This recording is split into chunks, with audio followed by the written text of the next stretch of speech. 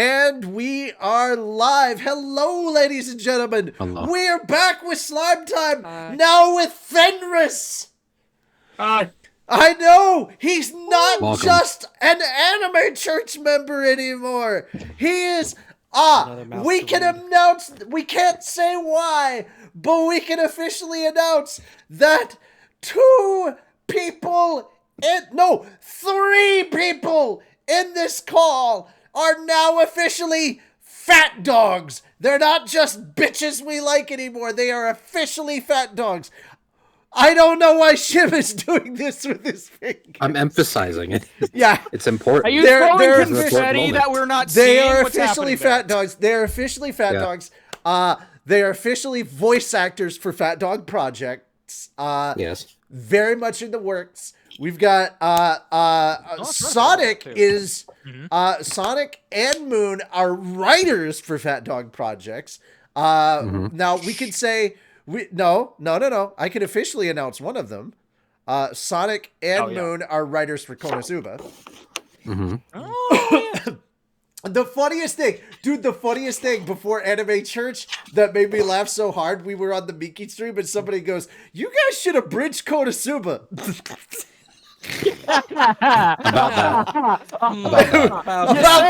About that. You say that. Drops a whole drops the scripts on their lap. I can't drop the script on their lap. I can't drop the script on their lap. Metaphor. You can't do that. That's we're one scene short. Otherwise, I would have. All right. Okay, barring that one scene, you drop everything else on. There's a little like. Got you.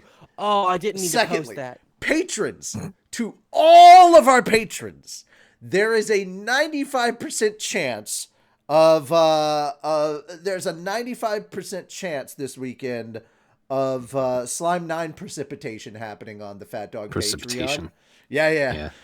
So watch out for falling slimes this weekend. They may be falling on the Fat Dog Patreon this week because we literally are 98% done with Slime 9. All we have left is the background music and mixing the final end credits audio.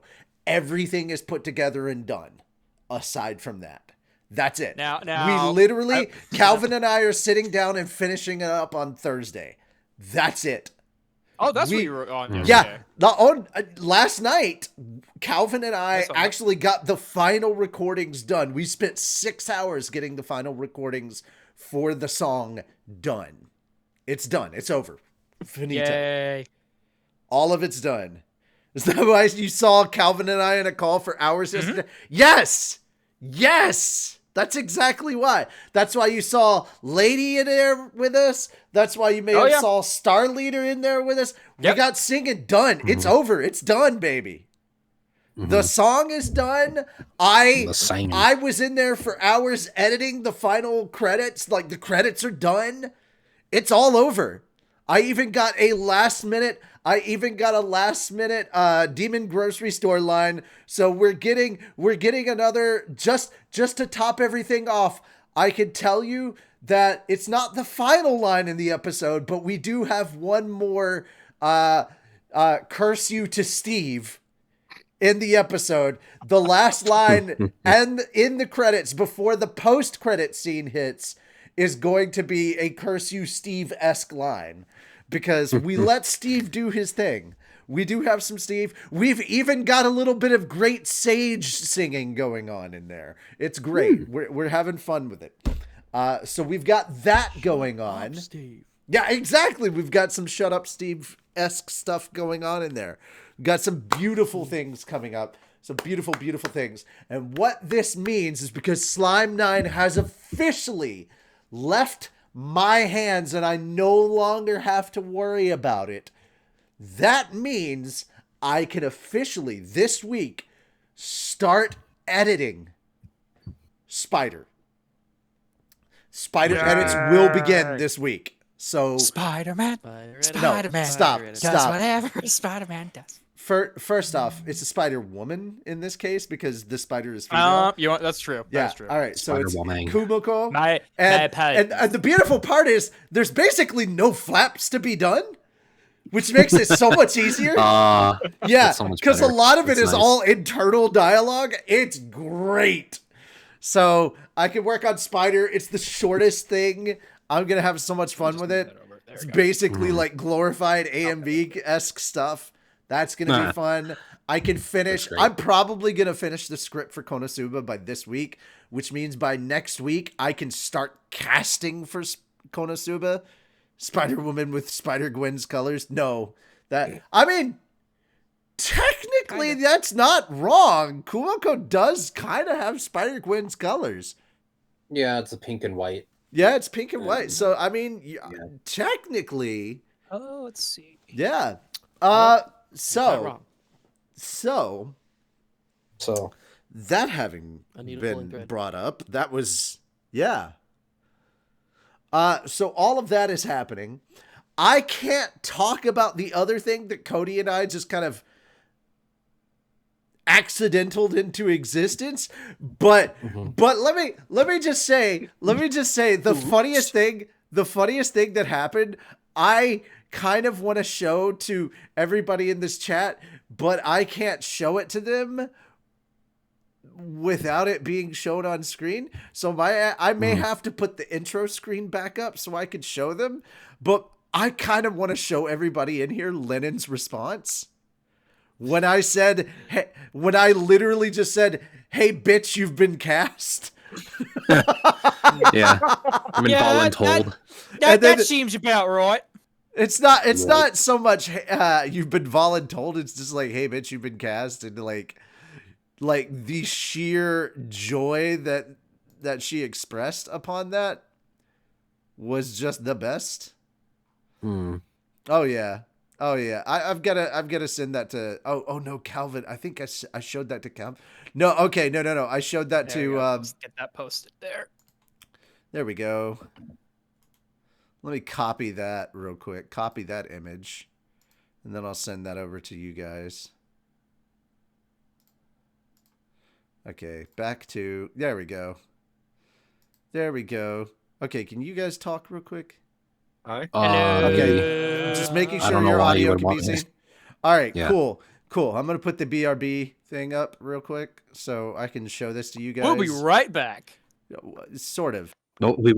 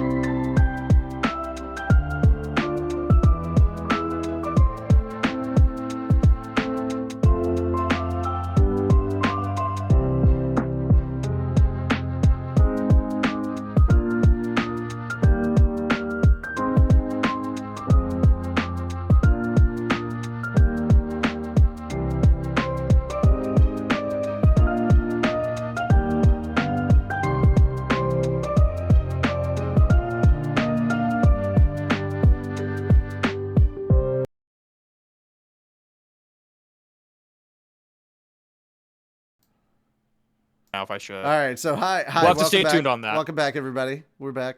Hi. Oh my gosh, this Delicious. amazing thing! I'm Oh so my glad we got to gosh. see that. Wow. That Wait, was- what the hell? Oh, you should have seen it, My Chad. It was the life best has thing been ever. eternally changed forever. No, it has. Were we muted Okay. during that too? The okay. over exaggeration. No, they could hear you. Okay, Oh, cool. man. I was like, oh god, don't tell me we were muted during that. No. You guys are just. Yeah. Wait, so that person's gonna be with? No, she was just. I love how excited she was. I just needed to make sure that they couldn't see what the project was. That's it. Fair enough. That's all. Did you enjoy the solar eclipse? Enjoy is a strong word. We lived was through there. it. It It was a pretty there. shitty eclipse, honestly, my opinion. We didn't have demons pop out of the earth and drag our bodies everywhere. It didn't turn into, That's fine. Doom. Kinda Doom sad music time, did you not know? start playing. I mean, I was going a little bit more towards Berserk, but that would be bad as well. I think The graphics were pretty decent, but someone The needed to fix the graphics. lighting. 10 out of standard, 10 would so- not Yeah. play again. You know. No. You had to look at it directly It at was it. a one and done. This is one and I don't done. know, Boone. 0 out of 10 would not do again. At least the Fire Nation Not for another invasion 4 years. Yeah, the Fire Nation 20 failed years. today, so at least we've got that. Yeah. I thought we were the Fire Nation. We are not the Fire Well, Nation. Apparently, that's Israel. Mm. So Oh. I don't know. Oh boy. No, at one Yes. point in time, the Fire Nation was the UK. Mm. Fair enough. True. Yeah, Do they also sell flaming fire flakes? I mean, Flamio. Actually, no. I was about to That's say what that, they're there. bruh. So yeah, lots of crazy Little things spice. going on Fat Dog. But if you haven't seen, Toradora episode 2 is up on the channel right now. Make sure to go and check it out. Show Carson some love, damn it. It's a really good episode. I think you should watch it. Check it out. Also, I know some people are not happy about certain elements of this episode, but you know what? I like it. I think the creator of it is very, very talented and funny.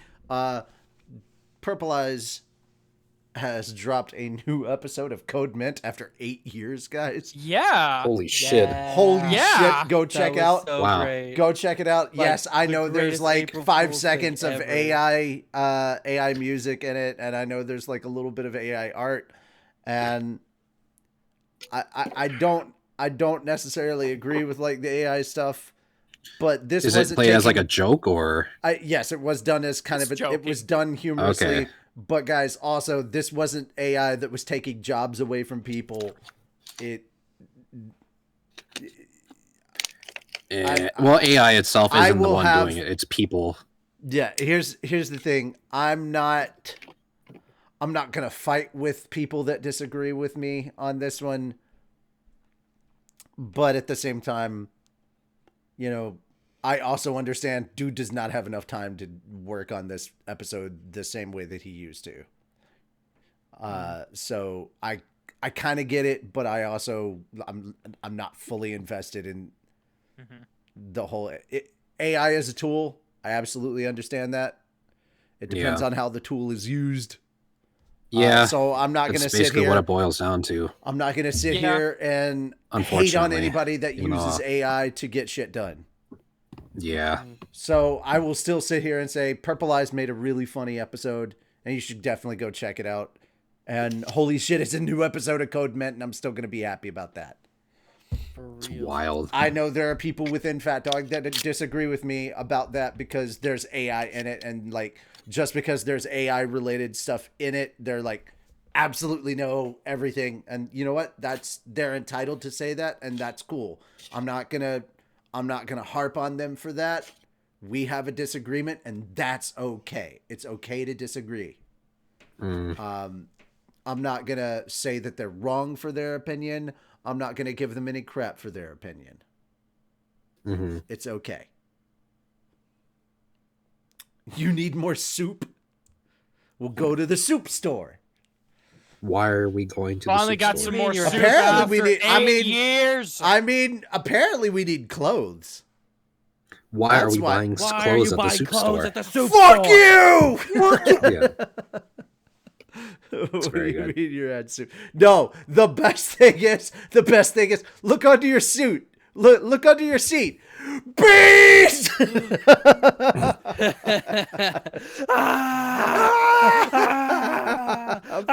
I put bees in everybody's suit. The bees. Oh my god. Yeah. It was so fucking stupid. I shit, loved that it. was so funny. It was so dumb. Oh, it was so dumb. All right, guys. With that being said, everything done and over with, we're about to start 30 minutes late as per usual. But we had a lot to get through, guys. We had a lot of updates, Fat Dog updates, and a lot to get through. Oh yeah, I guess we should plug this too, since it's technically on the channel. The Das Tales is going through algorithm hell, and to help our buddy out, he is an important part of the Fat Dog community.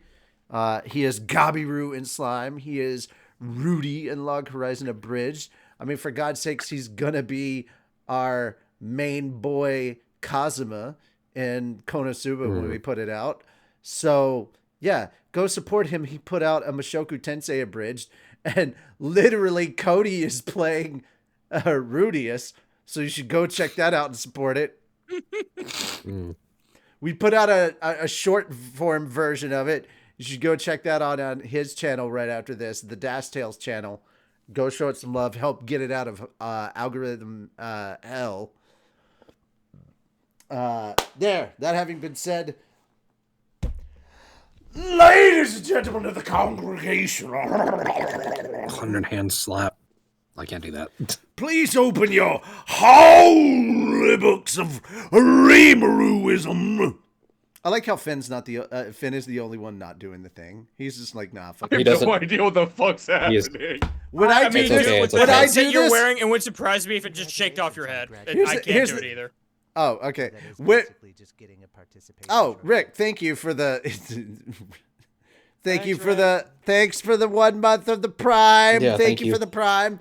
All right, so here's Yeah. the thing. When I do this, basically, wacky waving inflatable arm flailing tube man. That's kind of how it is. Got it, so- it. Yep. Okay.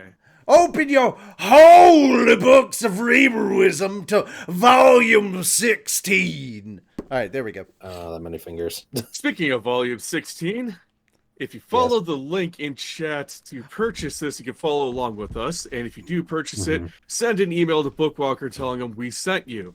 This will help us hopefully get a sponsorship through them finally. This episode can be Bookwalker, sponsored please by sponsor us. Bookwalker, if you allow it. Yeah, no, seriously, And please do possibly that. Kindle. And possibly Kindle. Guys, if you send a review on Amazon, please let them know that we sent you. That, we're the ones that sent you and recommended it, because we could possibly also get a sponsorship through Kindle. Yeah. It's not Fat out Dog of... Studios PH Fat. Yeah, PH Fat. Guys, if you're here, you know how to spell our name. Or you can at least look it up. That being We'll look down the there. case, please check it out. All right. Last but not Please. least, since we're on volume 16, I want to go ahead and point out one more thing to you all. Fuck you, volume Nightbot. 16. Oh. No. Link is blocked by Nightbot. God damn it. Give me a moment. Wow. Give me a moment. I'm working Hang it. on a second. No. Hang on. Hang on 1 second.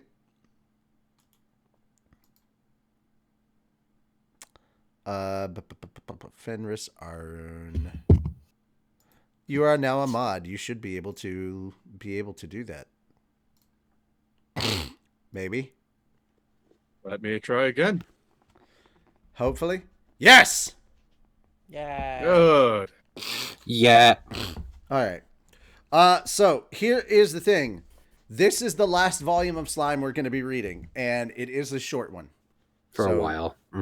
This is the last one we're going to be reading for a long while. After this, we're going to start up Mushoku Tensei. And I we should will buy be volume casting of that, people. too. We will be casting people. And we will be reading it digitally. So, once again, Bookwalker is going to be a big deal for us for Mushoku Tensei.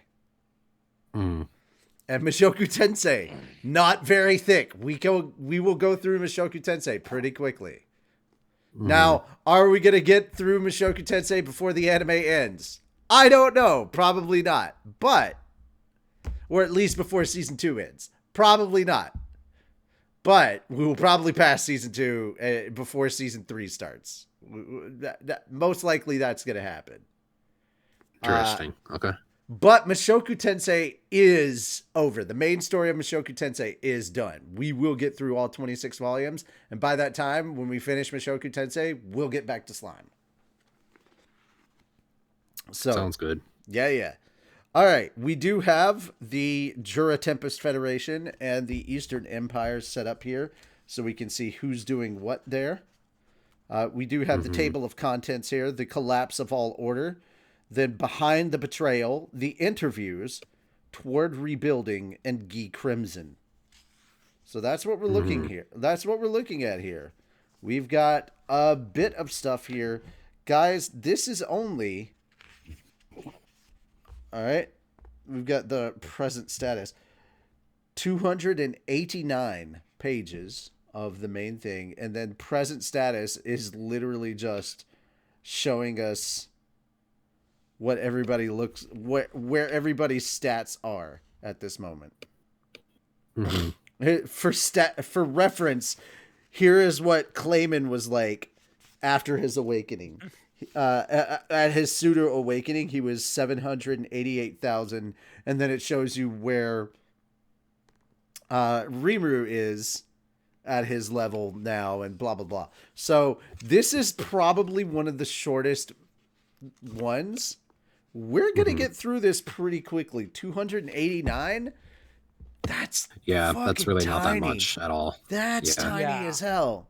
So compared to all the other volumes, this is going to be interesting. Fenris, you get the prologue, like the entire effing prologue. I know it's not a lot; it's only 14 pages, but it's all yours, buddy.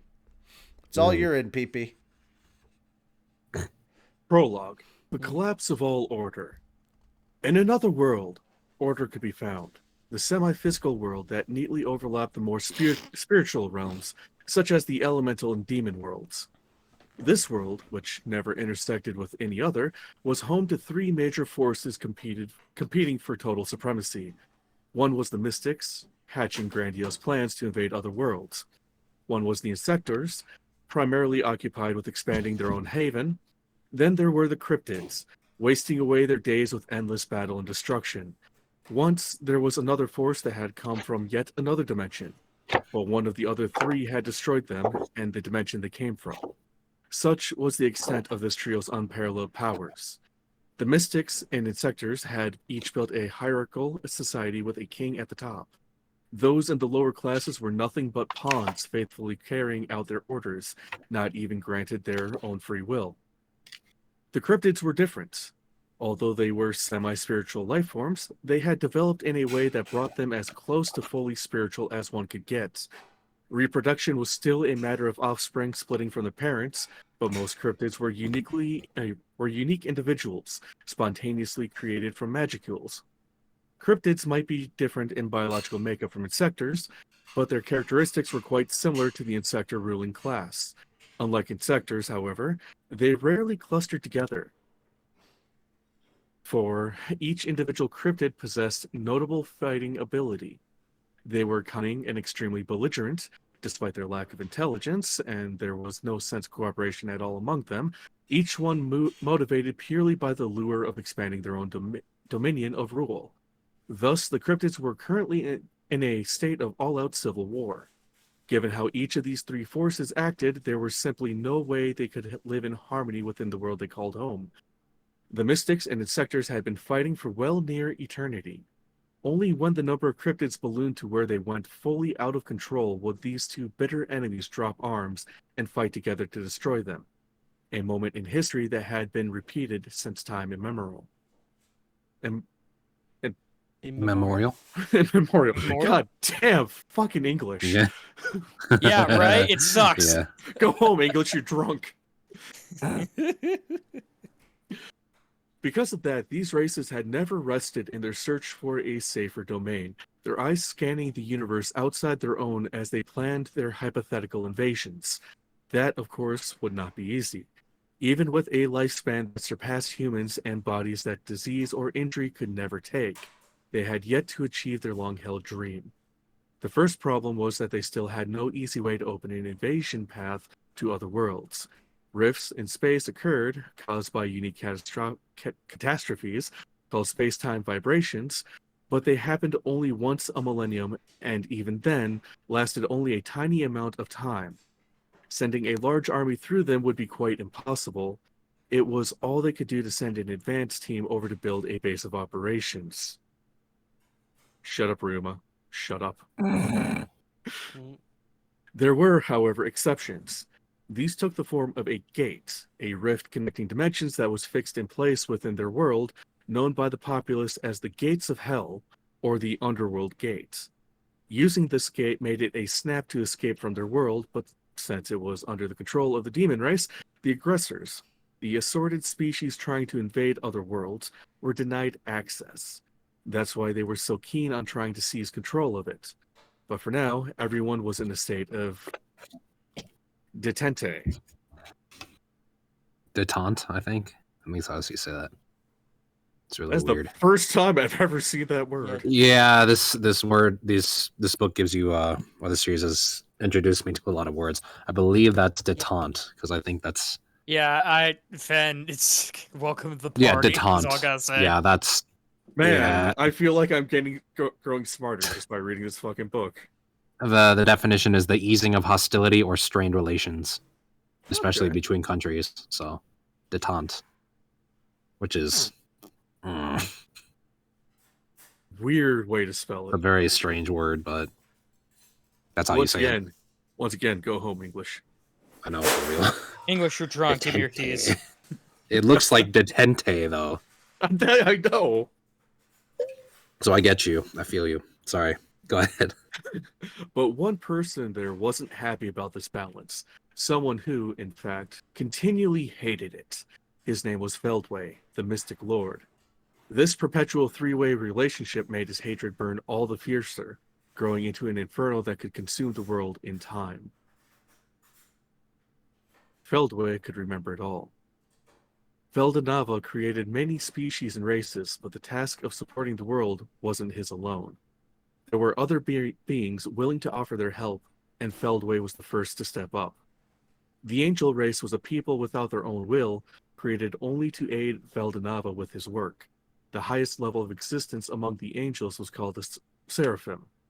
There were 7 in all, and they each had enough energy to transcend even an awakened demon lord. Upon being granted names by Veldanava, they became the so-called 7 primordial angels, beings equivalent to gods. The first of these 7 was Feldway, who later became the founder of the mystic race. Feldway, who gained his own free will along with his name, swore his allegiance to Veldanava, leading the angels and spending many years as his personal assistant. More and more species were born, one after the other. The Mad King of the Giants, the Queen of the Fairies overseeing the stars, the founder of the vampires, a race created to build a civilization on the planets. Slowly, they evolved from spiritual life forms to semi-spiritual, then to purely physical flesh and blood, losing their eternal life, but gaining untold diversity along the way. Then, at long last, humanity was born, and its fate interlocked with a parallel world in another dimension. They were fertile, capable of adapting to their environment. They had richly individualistic egos, along with a curiosity attuned to the mysteries of the world. Veldanava was delighted.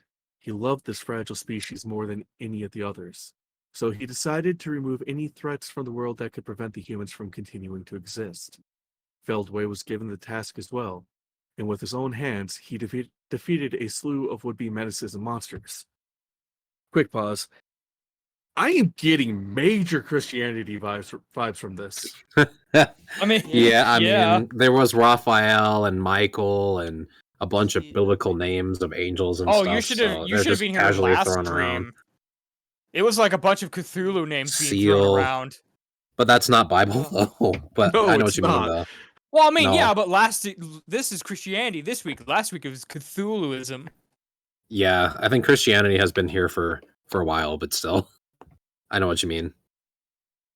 A lot of angel names and stuff. Sorry, go ahead. Yeah.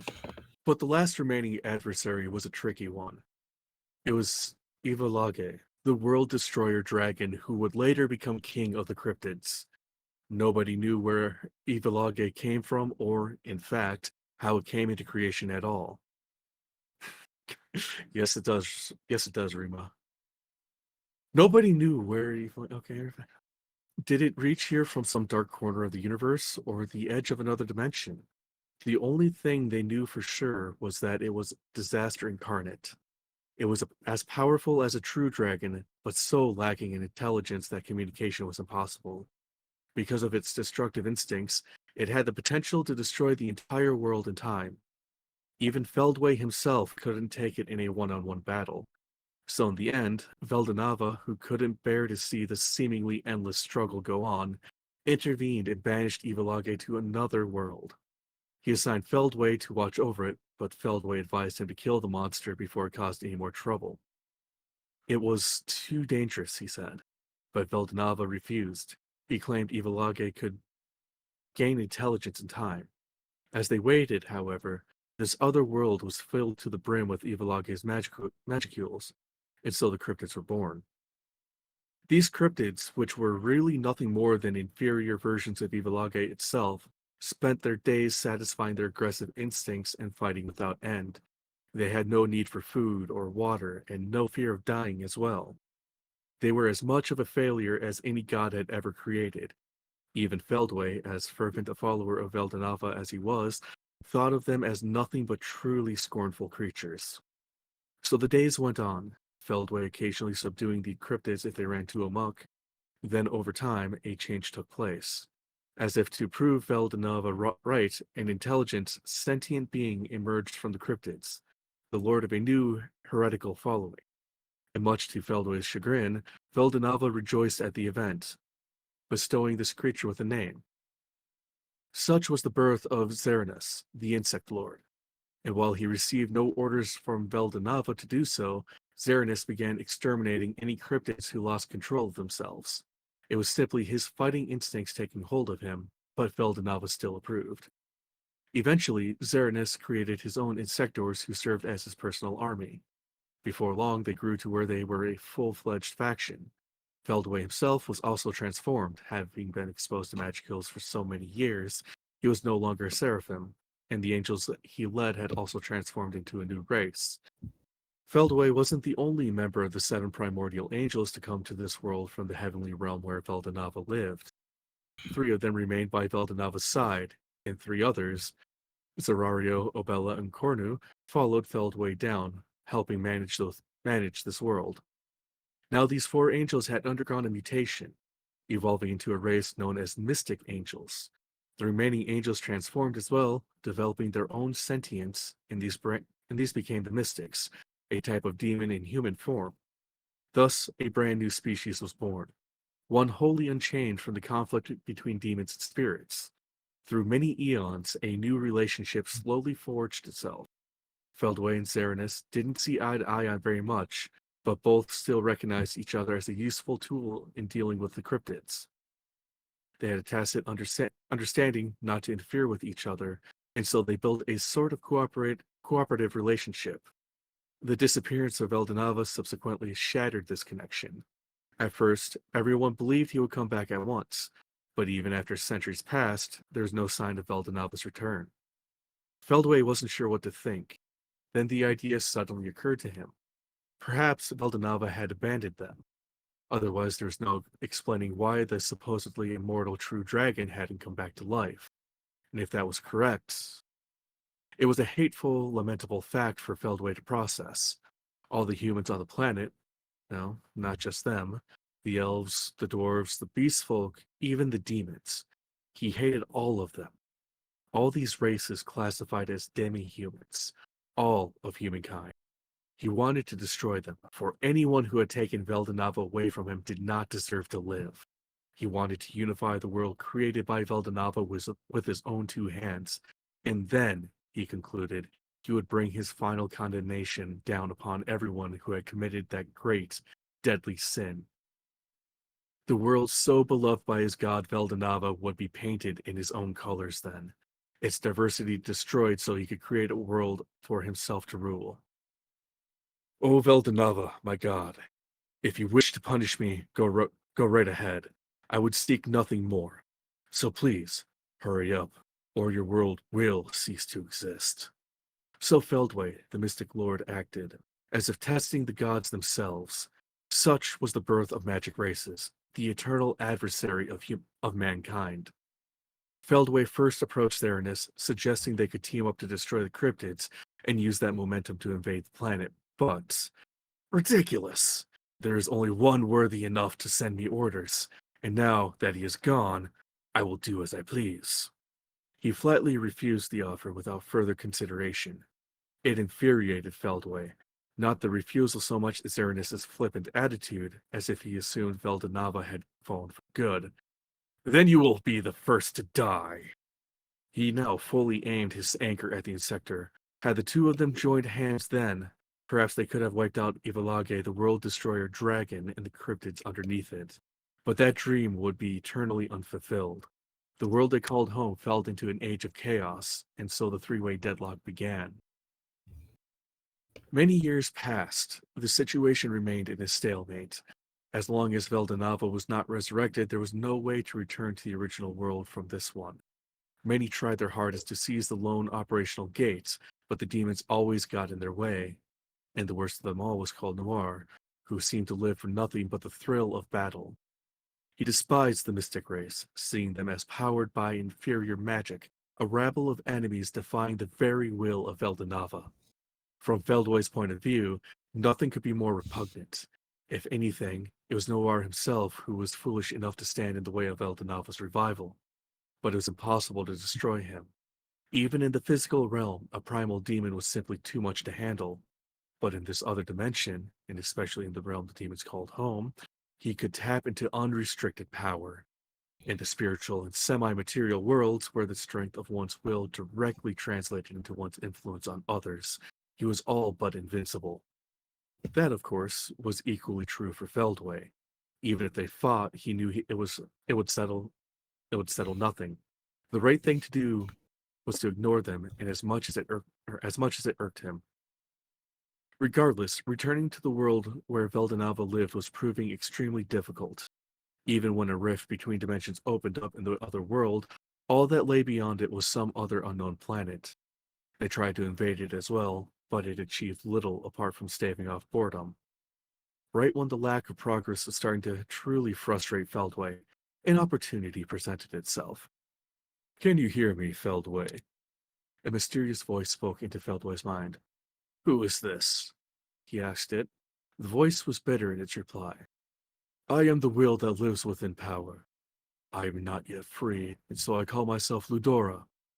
I reached out to you because I presumed that you and I share the same goal." Ludora, the name was familiar. It belonged to Veldanava's close friend, a disciple-like figure and a man famed as the original hero. What he meant by the will that lives within power was unclear, but Feldway was still curious about what this so-called Ludora wanted. Whatever its goal is, he reasoned, if I find it frivolous, I will trace the origin of this voice and destroy it. So Ludora kept talking. "My mission is to restore Veldanava the Creator, and nothing else." What? Feldway's eyes lit up.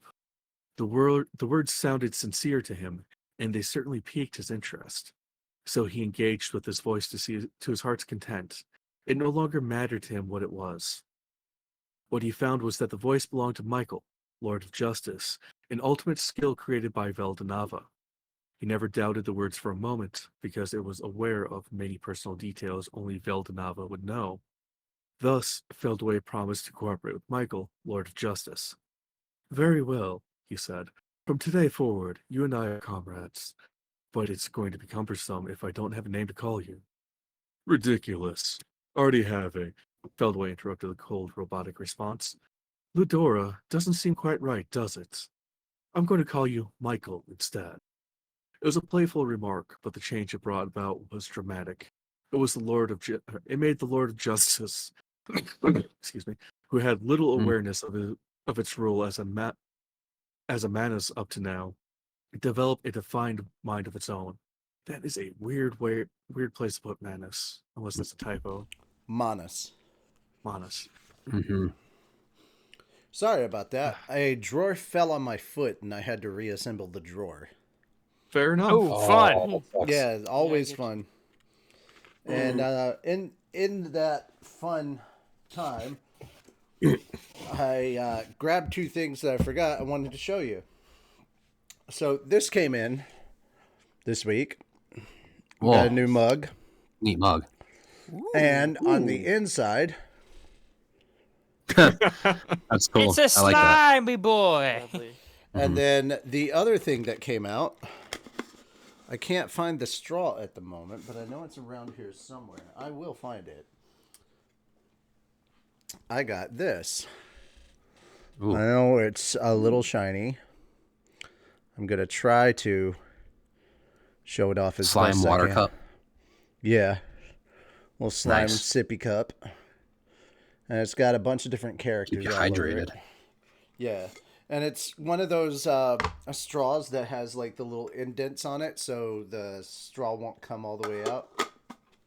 Nice. Yeah, Okay. Yeah, it's one of those special kind of straws. All right, please continue. I'm sorry I interrupted. Did you finish the I still got like 4 or 5 pages. Okay. I suppose I must thank you for this, Feldway. I will not recognize you as my true master, but once I regain all my powers from Ludora, my temporary master, I will grant you a portion of them. How interesting, Feldway replied, but instead of turning down the offer, he suggested an alternative. No, why don't you be the master instead? If I don't do something about Xeranus, my main body will never leave this realm. I hate Xeranus, and he doesn't trust me at all either. Why don't you negotiate with him instead and have him see things our way? That was the truth. This turn of events couldn't have delighted Feldway more. He was glad to see he wasn't the only one who thought Veldanava was gone for good, and if this voice was going to work towards his resurrection, there was no reason to turn it down. The question of who was whose master was just quibbling by comparison. Besides, Feldway and Xeranus had a long-running feud going. Feldway didn't think he would ever forgive Xeranus, so it was much more likely that Michael here could persuade him instead. And Michael seemed like he could do it, or at least Feldway's intuition told him so. The voice reminded him of Veldanava in some way. He was sure Xeranus would lend an ear. So for now, Feldway took a step back to see how things proceeded. It turned out to be a brilliant decision. Somehow or other, Michael really did persuade Xeranus. Part of this involved a treaty that officially assigned half of the world as the domain of the fucking browser. World as the the domain of the the fucking instructors. browser. Yes. I mean, Mm, Mel really, but Feldway was ready and willing to give up on that Of as long Melody. as Hmm? as long as Veldanava was revived. That's all he needed. Thus, a new relationship was established, and more than 1,000 years passed. Things went well. Ludora, who ruled over Michael, was continually reincarnating himself, losing a little bit more of his power each time. How are you doing, Lord Michael? Very well, of course. And I've told you many times that I've no need for such honorifics. It's fine, it's fine. The fact that you and I are equals is a secret kept between us. We have to be careful, lest we arouse suspicions. They were speaking just after Ludora's most recent reincarnation. This time around, Michael had almost free reign to use the full brunt of his powers, a fact Feldway was glad to see. Once Ludora's influence was gone, Michael could do whatever he wanted with his full force, and that meant the angels would have complete control over those with ultimate skills.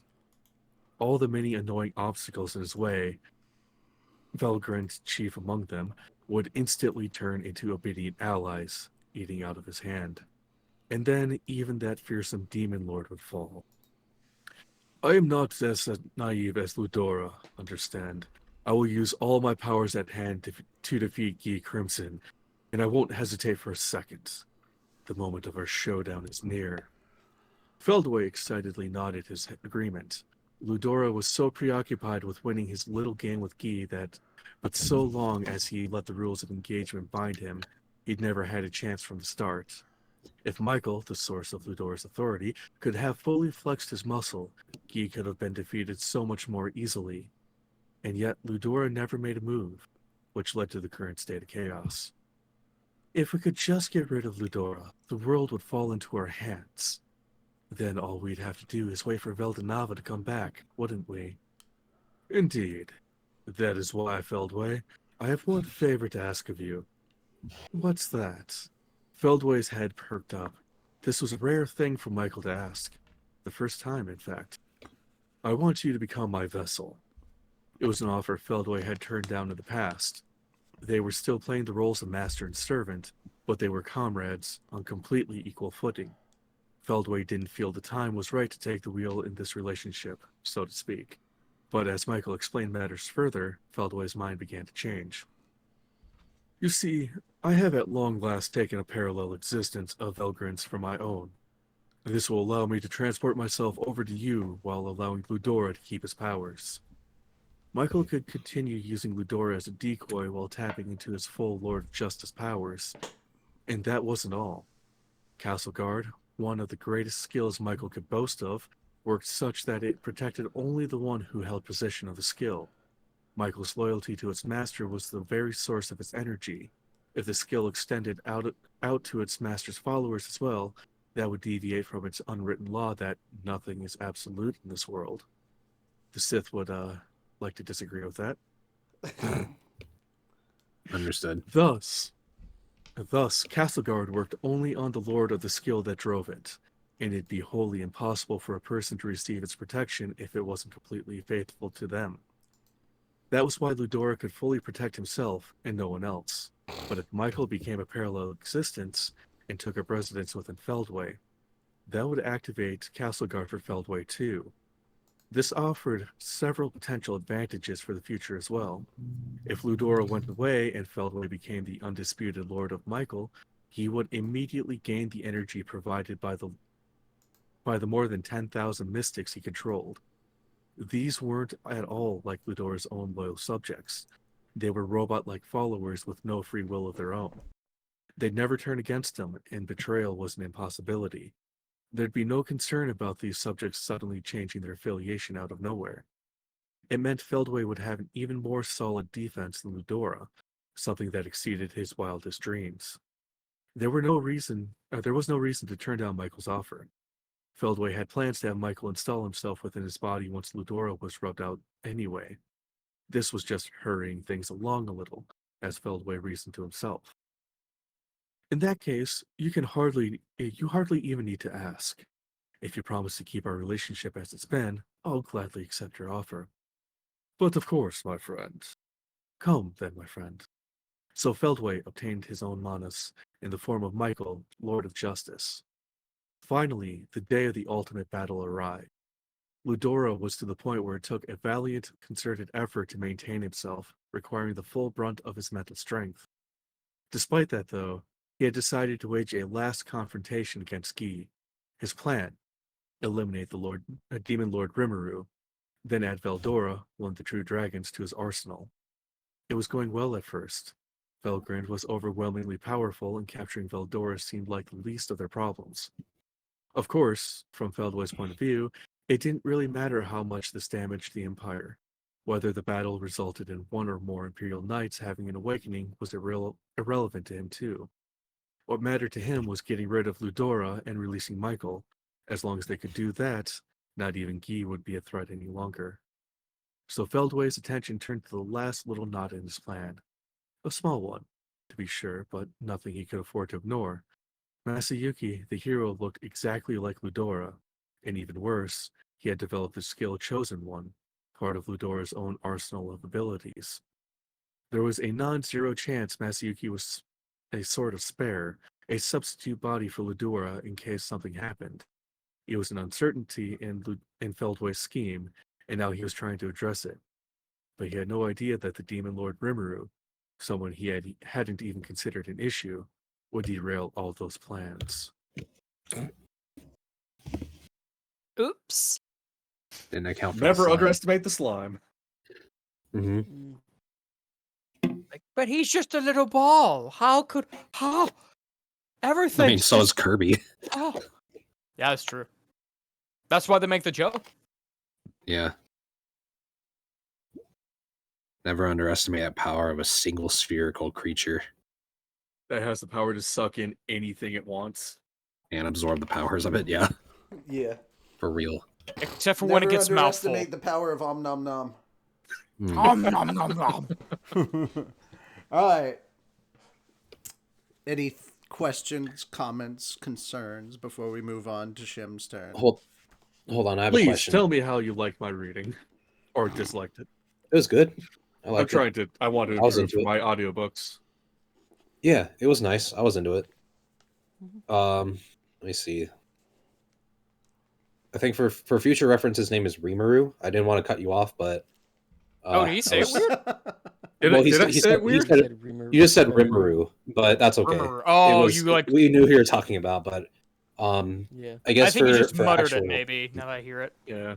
a little bit of a. I mean, I can't really. I thought it was really good. I did like the different voices you used for both He's Justice the main and character. How and could Felway. you? Oh. Also, hi. No, this EC. is a. Yeah. Hey. It's okay. Who? Everyone had a thing about that. Who showed up? EC. Easy. Oh, okay. I used to call him Rimiru, so Yeah. Rimiru.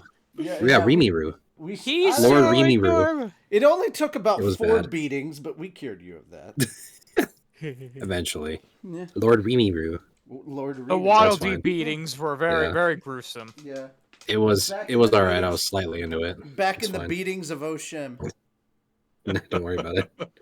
That Oh, was like long back when it was just me and Richie, which is wild. It felt like so long ago, Morale approved. or just yesterday. Well, I mean, it has been 3 years Wild. since it has been almost 3 years since episode 8.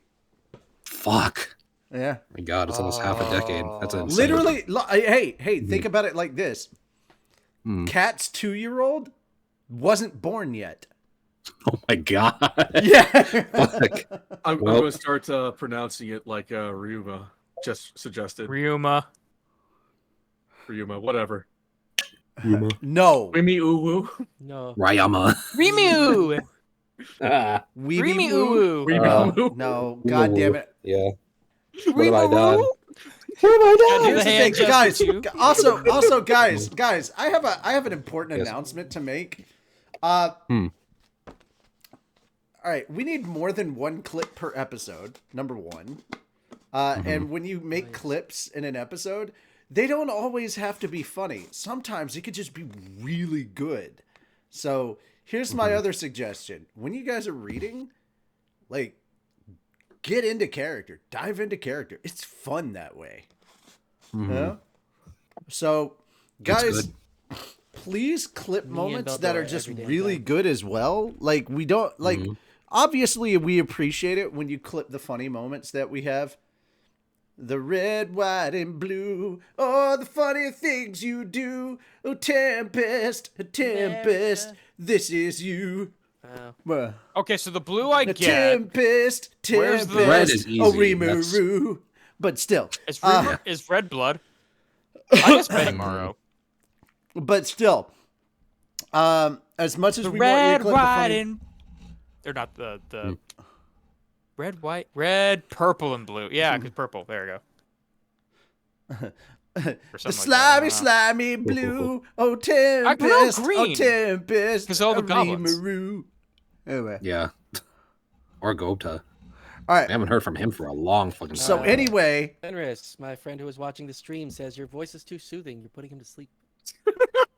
Careful, Shem. That's the You have a first time I've rival. ever heard that. What do you mean careful? He's not my rival. I'm his Oh no, admirer. no. Shem's voice is way too sexy. Oh my God. Thanks. Appreciate it. Shem.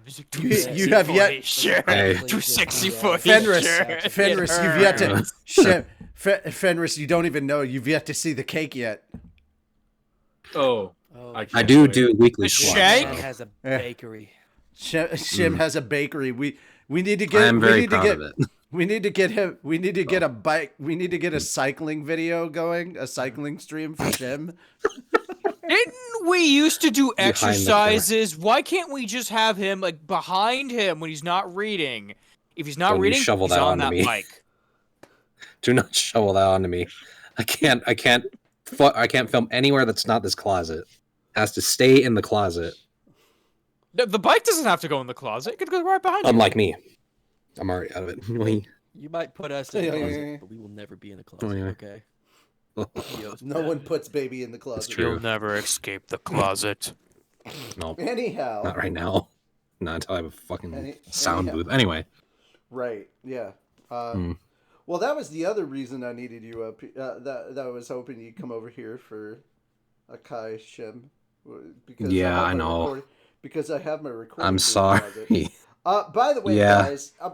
guys, if you happen to be in the Nashville area at the end of June, there are at least 2 people in this call that will be attending a KaiCon along with me. Mm-hmm. Fenris and Moon are signed up for panels with me, and enough panels that at this point that it looks like it covers the cost of their tickets for a KaiCon.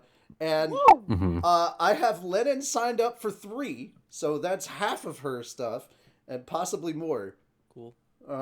Which reminds me, That's a Fenris, good panel size. I need to finish the panel ideas for the Gundam stuff. I know. Yeah. My brother has been hitting me up about that, and I'm like, oh, okay, yeah, talk to him. I was Yeah, like, You could keep in mind. I just got back from vacation like not even a week ago, Yeah, and that's the I'm furthest like, thing from my mind. well, get it closer to your mind. That's all I'm not gonna lie. As soon as you said Gundam, I don't know why it came to my brain. It's like, do it Gundam style. no. Your brain goes to some weird places, man. Hey, Zaku Mecha. there we go. I'm not a Gundam person, Very so good. you guys would have to figure out the lyrics. I just put the idea out there. You guys have fun with it. I get credit. Baby. I'm not good at doing parody Korean video lyrics on the spot. That's a Oh, very mine's niche all thing like- that's not on my market. Shem, go. All right, Yes. Shem, start with chapter Yes. 1 now. Okay. Chapter 1, Behind Betrayal. Michael, or the former Emperor Ludor, I guess. Oh, this is Rimuru. Yep. And Feldway, the Mystic Lord, were gone. The fight hadn't been settled, but I suppose both sides were too injured to continue. That led to some unaddressed concerns for me, but for now, I wanted to celebrate the fact that we were all okay. I could worry about sweeping things up and working out plans later. Unfortunately, Carrion, Frey, and the others were still stuck in evolutionary sleep, so I arranged for them to be left with Testarossa and politely sent on their way. I'm sorry, I told her. I know you're tired and all. No, please. Don't worry about us. Take your time and to recover from your fatigue. You need to regain your strength. It was painful for me to receive that advice, but I might as well follow it. I could think about other stuff once things settled down a bit. First, it was time to rev myself up with a little party. I was hoping to invite Laplas, but when I sent Diablo to pick him up, he reported the guy was already gone. Excuse me. Oh, I guess even Diablo even knew. Huh? fucking lady. Eh. What? What She happened? immediately shows up, stretch, and posture check. Fuck you. Fine. Fools, hydrate. Gross. You forgot. Yes. Well, you didn't put hydrate in there yet. Yeah, You haven't Yes. put hydrate in there. You just You highlighted can't tell your me message. what you can't tell me what to do, Milim. You can't tell me what to do. Fuck you, Milim. Yes. Milim. Milim. I need to get that like Lamb. pug meme where it's like, say that to my face. Yeah, hydrate is locked. Aw, man. So I can just hydrate whenever? Yeah, Aw, man. Okay. yeah. Look at this. I'm out of hydrate. Look yeah, at this. there's- Look at this is this. why it's Caps locked. on. Caps on. I already drank all my Very juice, nice. my water, and Mhm. water Juice. like stuff. It's got 2 separate sections. Man, you know what's even Whoa, funnier? You know what's fancy. even funnier? Huh. I can just go in here And and just lock the other stuff. Yeah. Well. No.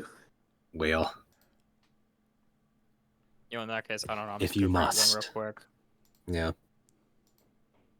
If they're gonna get locked up Uh, anyway, might as well spend the point. Oh, it's dim now. Oh, dear. Oh, wow. Oh wow, wow. Oh wow. Wow. Yeah, that's so Wow. funny. Hmm. Let's Did it work? see. Hmm. Active mods. I'm not gonna no, lie, I'm I'm not kind of gonna tempted to do get that. in on that. Oh my gosh! I've just a Cali from the Valley. When's the last time we did that? Years and years ago. Oh my gosh! It's been We haven't done any of the voice. that was reveals yeah. for a It's been a long year while. because I think after Yeah. the hiatus in summer, we kind of just stopped doing that. Hmm. Okay, Oh, we're not cool. doing I'm- all of those. We're can't. actually Hmm. the Dave thing. That's not new. Activity Well- feed. There it is.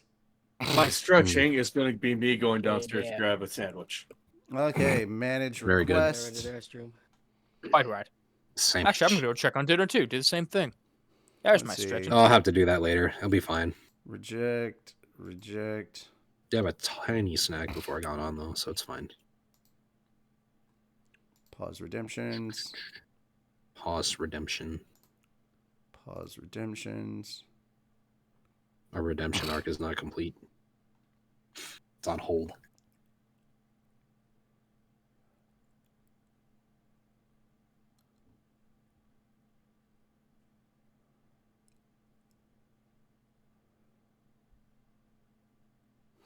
In the meantime, You can continue reading, by the way.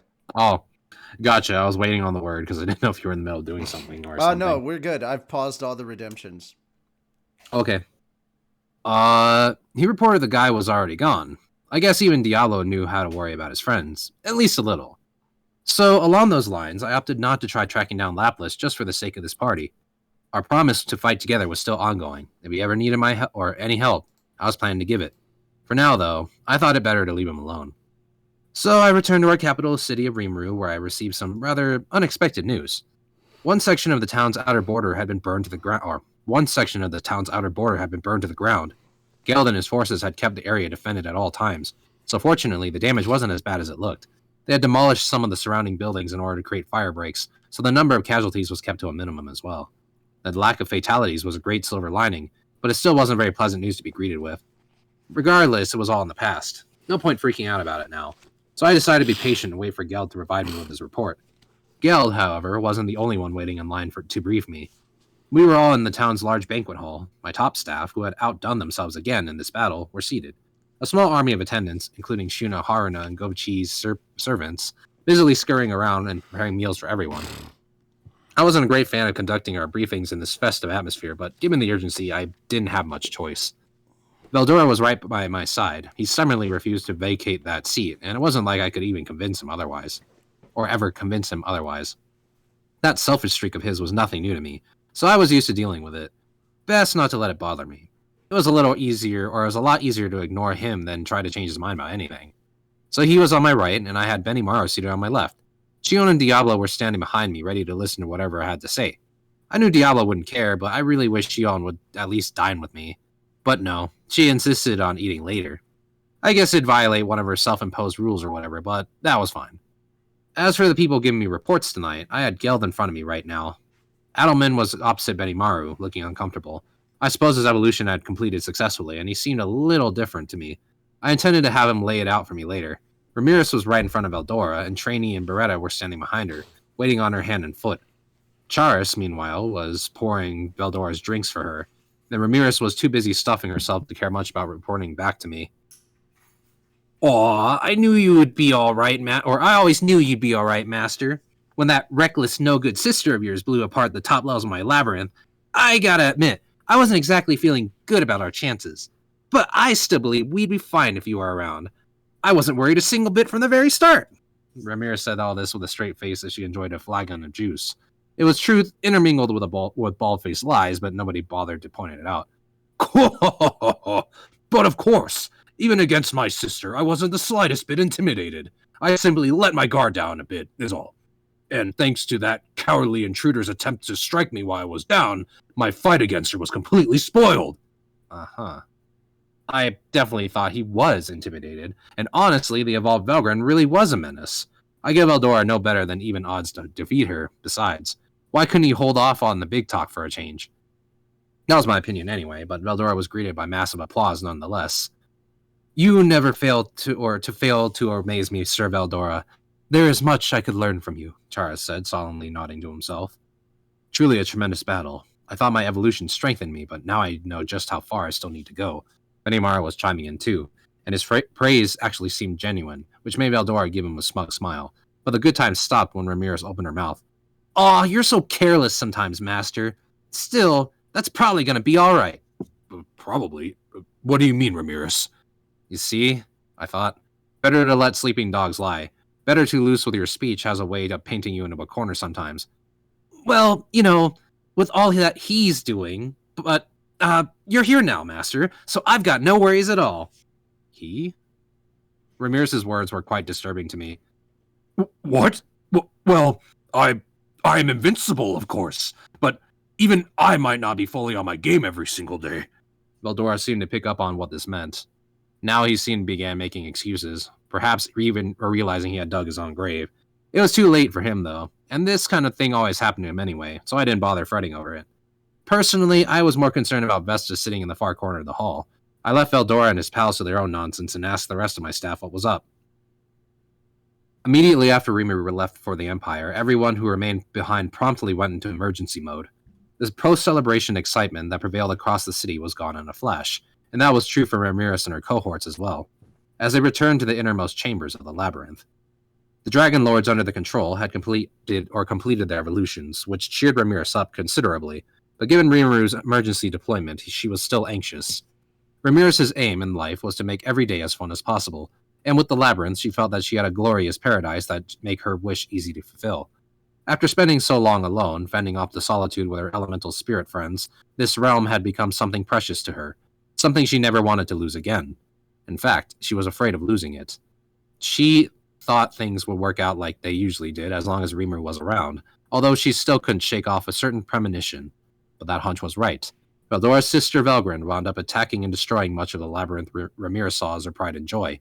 The structure was physically indestructible, but when faced with a true dragon, a personification of unfair irrational force, very little was impossible.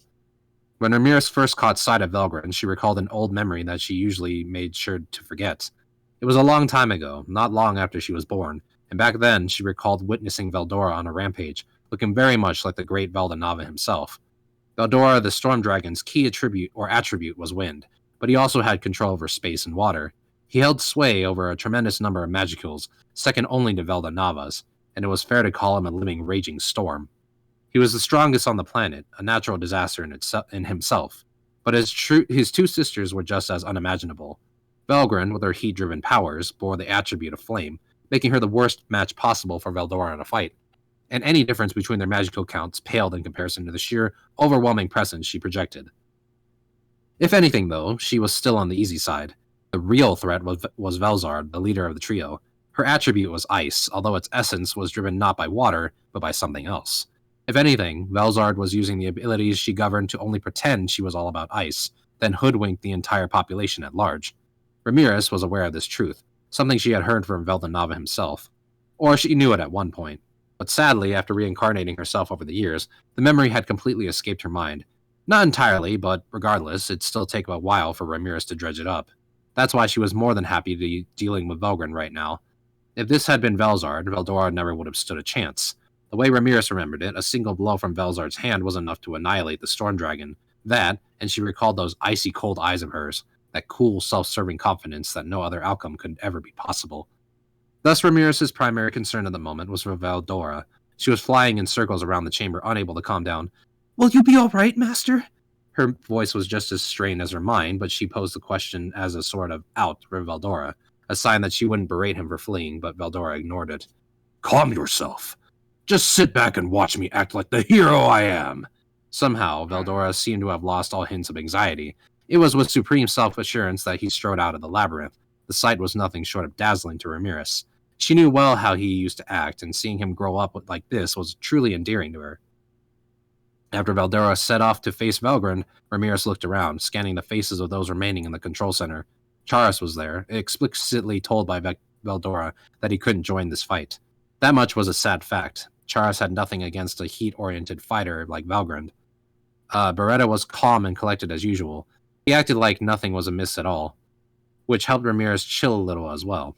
He was also in command of the Dryas-Doll Dryads, the creatures that had been reborn from Rimuru's hands. There were 24 of them now, curating the labyrinth under Beretta's supervision, and Rimuru had kept evolving them whenever he had spare moment to stop by, so they had all become excellent managers. Training was also there, as well as their sisters, Trya and Dorith. They were all caring for Ramirez, their faces as calm and unaffected as normal.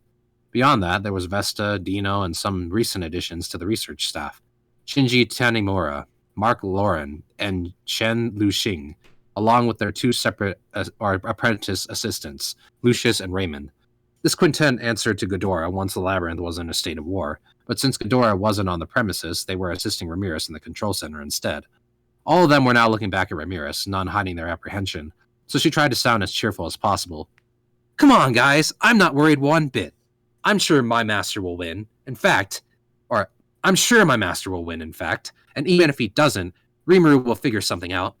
It's a no-brainer. And besides, as long as he doesn't let his guard down, my master is invincible. This was Ramirez's way of calming her own nerves. She was certain that Veldora and Rimuru would bring the Serenity back to her life in short order. Then, just when everyone in the room had collected themselves a little, things began happening. Warning! Intruder! Alpha, the chief dryad curator, shouted across the chamber. Everyone who heard it immediately shifted gears and went into battle mode. Display on the monitor.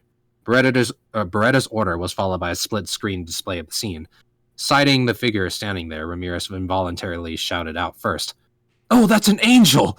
He's been both physically incarnated and transformed, but I have a feeling he's going to be trouble. It was a strange sight to see, an outfit of pure white and a god-class weapon that let out a dark, lustrous sheen. The long, jet-black hair seemed to shine like a source of light, further accentuating the figure's beauty. Behind its back were 3 pairs of wings, which only made the figure more conspicuous. Estimated energy figures obtained. This... Alpha paused. What? Tell us. Trainee's urging snapped him out of it. This is just an estimate, but the figure on the forefront has more than 3 million existence points. The 5 behind him were all measured at between 4 and 700,000. Alpha's statement froze the entire control center. One less advertised role of the labyrinth was to quantify information on the life forms that lived within it in order to build a database. The idea was to monitor the battles waged within its walls and use it to gather data for future crisis management purposes. That's what Alpha was referring to by existence points, or EP. It was a numerical statistic derived from a life form's magical count and physical ability, plus the energy contained within whatever armor was equipped, although it didn't attempt to evaluate a target's actual combat ability.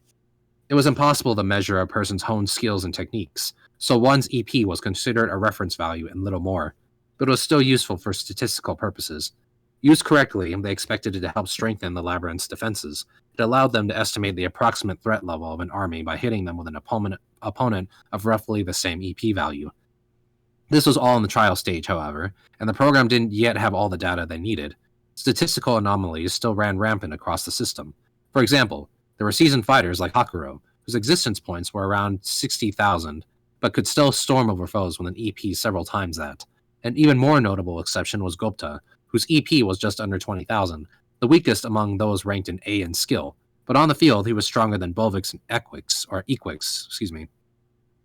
each given an EP of 130,000 or so. Given those cases, most everyone working in the labyrinth assumed that one's EP ought to be taken as a guide, not the final verdict on someone's strength. Ellipses. It should be noted that within the land of Tempest, one's EP rating was also tied to their rank of the local free guild, to wit. EP, guild rank. Under 1,000, E rank. 1,000 to 2,999, D rank. 3,000 to 5,999, C rank. 6,000 to 7,999, B rank. 8,000 to 8,999, B rank. 9,000 to 9,999, A- rank.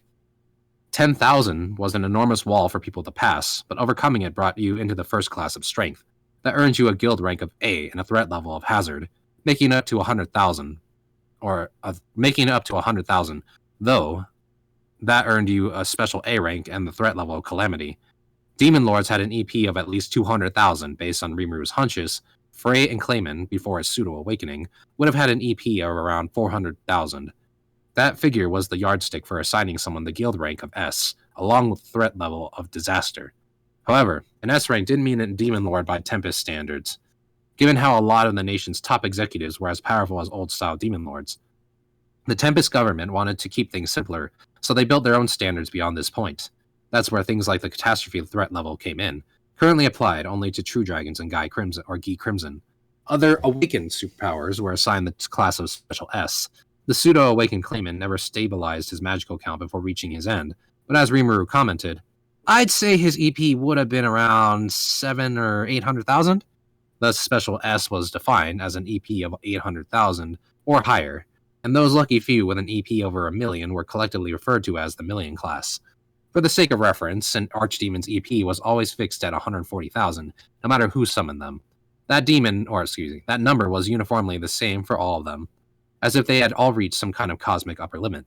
Even Testarossa and her friends were recorded as having 140,000 EP when they first came onto the scene, and while there was no way to verify it at this point, Ramirez and her team were certain there was no mistake about it. Some ellipses. "A million class member," said Ramirez, struggling to find the words. "And if so, the first thing that comes to mind is that these are seraphim, aren't they?" "A high-level angel," a nodding Beretta added. "Who was transformed into one. Very troubling indeed. And even those following in our S-class. With our floor bosses asleep at the moment, engaging them could pose quite a challenge." "But..." Oh, sorry, that was her. Or Beretta. But we have to do something, don't we?" Ramirez replied, panicking a bit. Trainee offered her a smile, trying to assuage her. "Yes, we do, Lady Ramirez. Allow me to set off. Trya and Dorothy stood up, following her lead. "As will I, of course. Allow me to join you, my sister." But this did little to calm Ramirez's nerves. In fact, she panicked even more. "Wait a minute! I know you've all gotten stronger, sure. There's no way you can beat them there's no way you beat them in the stats." "That will not be a problem. One's EP is nothing more than a guide. And now we will prove just how strong your followers truly are." Trya and Dorothy nodded their eager agreement. Ramirez really wanted to stop them, but nobody had any better ideas. They didn't, but she truly loved Trainee and her kin, and as their master, pushing them directly into harm's way like this didn't seem like an acceptable option at all. "No, I can't allow this. Like Rimuru and my master always tell me, we only fight battles we know we can win." They would have to put the labyrinth in full operation and buy as much time as they could. In the meantime, Ramirez thought, they just had to hope things somehow got better. She knew that was escaping reality, but nothing else came to mind. But it was Charis who admonished her. "Lady Ramirez, I'm afraid a stalling approach will be too difficult to pull off. We cannot approach the level of the sleeping floor bosses in a fight, and if we leave things as they stand, we risk seeing the labyrinth's most vital facilities destroyed. I think the only choice is to intercept them on the surface. I will join them in this endeavor, so if you could grant me with your permission." With Veldora absent, the strongest person in the control center was currently Charis. That must have been why he was so determined to do something here. "Lord Beretta, I entrust Lady Ramirez's protection to you." "Very well. Protected she will remain." Beretta didn't need to be reminded. If the Dryads were setting out into battle, he was by default the only one who could keep Ramirez guarded. Shinji and the others, not wanting to be left behind, also spoke up too. "We'll do our best too." "Ah, yes, indeed. As long as we're being taken care of here, we need to return the favor." "Yes. We have our resurrection bracelets. We can keep fighting through death itself." "Yeah, well, being an Imperial soldier, I have no reason to complain if I'm killed. I like to prove to everyone here that I'm more useful alive, at least." "Right. Otherwise, Lord Ghidorah is likely to be enraged." So the atmosphere in the control center was relaxed, everyone pleasantly chatting as this mind-boggling foe loomed before them. Ramirez took a deep breath and then erupted into a big ol' smile. "Well, if that's what you're all saying, then have at it. Give me everything you got. As long as I'm around, you can die all you want. So don't go easy, you hear? And I'll send my Dragon Lords over when they're ready. So you better be sure you win for me." Everyone nodded their agreement, and then taking up the roles they were given, they swiftly moved into action. The intruder whose presence Ramirez had picked up on was Zerario, the leader of the forces under the mystic Lord Felway's direct command. He was a former Seraphim, but with his two companions, he ruled as one of the three mystic leaders, the trio that controlled the mystics. Each of them served as an army commander leading a vast force of their own, and normally they'd be nowhere near the front lines. This time, however, Feldway had given him explicit orders. He was to take advantage of Velgrin's laying waste to the labyrinth and take out his assigned target at once. Feldway had told him what happened to the Imperial troops who had attacked the labyrinth before, and Zerario, reasoning that such a weak force would be nothing but a nuisance, decided that he ought to come into this labyrinth himself. 5 of his generals accompanied him. All of them were high-level angels, classified as cherubim or throny depending on the rank, and by becoming mystics they had gained magical counts comparable to a demon lord's. Their physical bodies were much more fragile, but in the labyrinth's environment, that wasn't much of a problem. Since the natural diffusion of magic force was suppressed down there, they'd all be able to fully leverage their abilities. So Zerario was casually strolling towards the labyrinth, but of course he was interrupted. As soon as he found the stairs and descended underground, he felt the physical space around him shift. He and his entourage paused a moment, not panicking but calmly looking around to see what was going on. What appeared before their eyes was a closed, empty space, around 8 figures in the center. "Looks like we're being welcomed. Best be courteous to them. We don't want to be disrespectful." At Zerario's words, the generals under his command nodded silently. The two sides approached each other, stopping only when they were almost face to face. Trainee was the first to step forward. It is nice to meet all of you. My name is Trainee, and on behalf of Lady Ramirez, the master of this labyrinth, I will work with you, along with Charis and my other associates. Now, with that in mind, I don't remember inviting anyone here, but may I ask who you are and what you want? She was smiling with her lips, but not at all with her eyes. She was ready to react to anything that might happen, keeping a constant lookout for her opponent's moves. Before coming here, she had powered herself up as much as possible. She could summon a wind elemental lord housed within her and make full use of its powers. Considering she had summoned only the high-level elemental Sylphide, I think that's how you say that, for her prolonged battle against Lapis earlier, Trainee was clearly pulling out all the stops from the first move. The EP of an elemental lord, based on its magical count, was around 1 million. For Trainee, whose own EP didn't exceed 600,000, it was almost too much of a weight to bear. But she was within the labyrinth and therefore able to be resurrected, so she was using up her full force for the upcoming fight, not worrying about any long-term effects on her body. Charis, one step behind her, was just as revved up to fight. Even if his opponent had twice as many magicals, that wasn't going to faze him for a moment. He had the almighty Veldora in his all-overwhelming glory as his training partner this whole time. He had friends here, people he could trust. Even people like Gopta could beat opponents several times more powerful than themselves. Thus, Charis didn't doubt their victory for a moment. The same was true for the Dragon Lords. Rimuru had given them names as a reward, and now they had evolved into loyal servants of Ramirez. Their power gave them EP scores of around 70,000, and further experience could bring them into the special S level. Fear didn't register in their mind. They were just itching to test out their powers. Trya and Dorath had also completed their spiritual unification with Sylphide. Trya was assigned to work with the Dragon Lords against their enemy's entourage, while Dorath was providing support for Trainee and Charis. Beretta's EP was around 400,000, but his skills far surpassed that. He was a valuable asset in battle, but as Ramirez's bodyguard, he couldn't leave her side. Thus, at the present moment, this was the best lineup the Labyrinth team could assemble. If this powerhouse team should be defeated, however, well, in that case, they'd have to stage a last stand with everyone else on hand, Rigard and Gopta chief among them. They were busy gathering their forces on the next highest Labyrinth floor for that purpose, and that's why they needed as much time as they could, or as much time as they could earn. Of course, nobody here was going up intending to lose. This is quite a surprise. I had heard that we wouldn't find much resistance left in the Labyrinth, so I certainly wasn't expecting to see this gauntlet of worthy challengers. How fascinating. I'm quite excited. In fact, but allow me to introduce myself. My name is Zorario, one of the 3 mystic leaders entrusted with an army by the mystic lord Feldway. It is a pleasure. Zorario bowed gracefully, his movements refined, as if he were a famed stage actor, but there was no emotion at all behind his speech. He was clearly condescending to Trainee and the others. They barely even registered in his mind. It annoyed Trainee to no end, but she wasn't foolish enough to lose her temper at this point. Bravely trying to keep her composure, she continued with this conversation. I see. Zorario, the 3 mystic leaders. With all due respect, I'm not sure I've heard that name before. Zorario returned the muted provocation with a smile. No, I'm sure you haven't. We are rather well known over in other worlds, but we've been away from this one for quite a long while. I suppose we must seem like quite an alien presence here. Alien, indeed. Not that we intend to let that stop us. Ah, right. But you asked what we wanted, yes. I'll gladly inform you, of course. In fact, if you could cooperate with us, I think it would save us all a lot of trouble. That will depend on what you have in mind. Very well, then. Our objection is to eliminate a boy by the name of Masayuki Honjo. If you will offer him to me instead of keeping him hidden, I will withdraw at once. What Zorario offered, his gentle good looks framing his soft, almost feminine voice, was a declaration that he'd kill Masayuki. Nobody was offering their agreement. Masayuki was Rimuru's friend, as well as an irreplaceable companion for Trainee and the rest. Ridiculous. I fear there is no room for negotiation. I see. That's a pity. Zorario smiled, not bothering to hide that he didn't find it a pity at all. Then, at the next moment, the fight began. Trainee set off at first, propelling herself into the air. From above, she sent a swarm of countless unseen blades flying towards Zorario. Excuse me.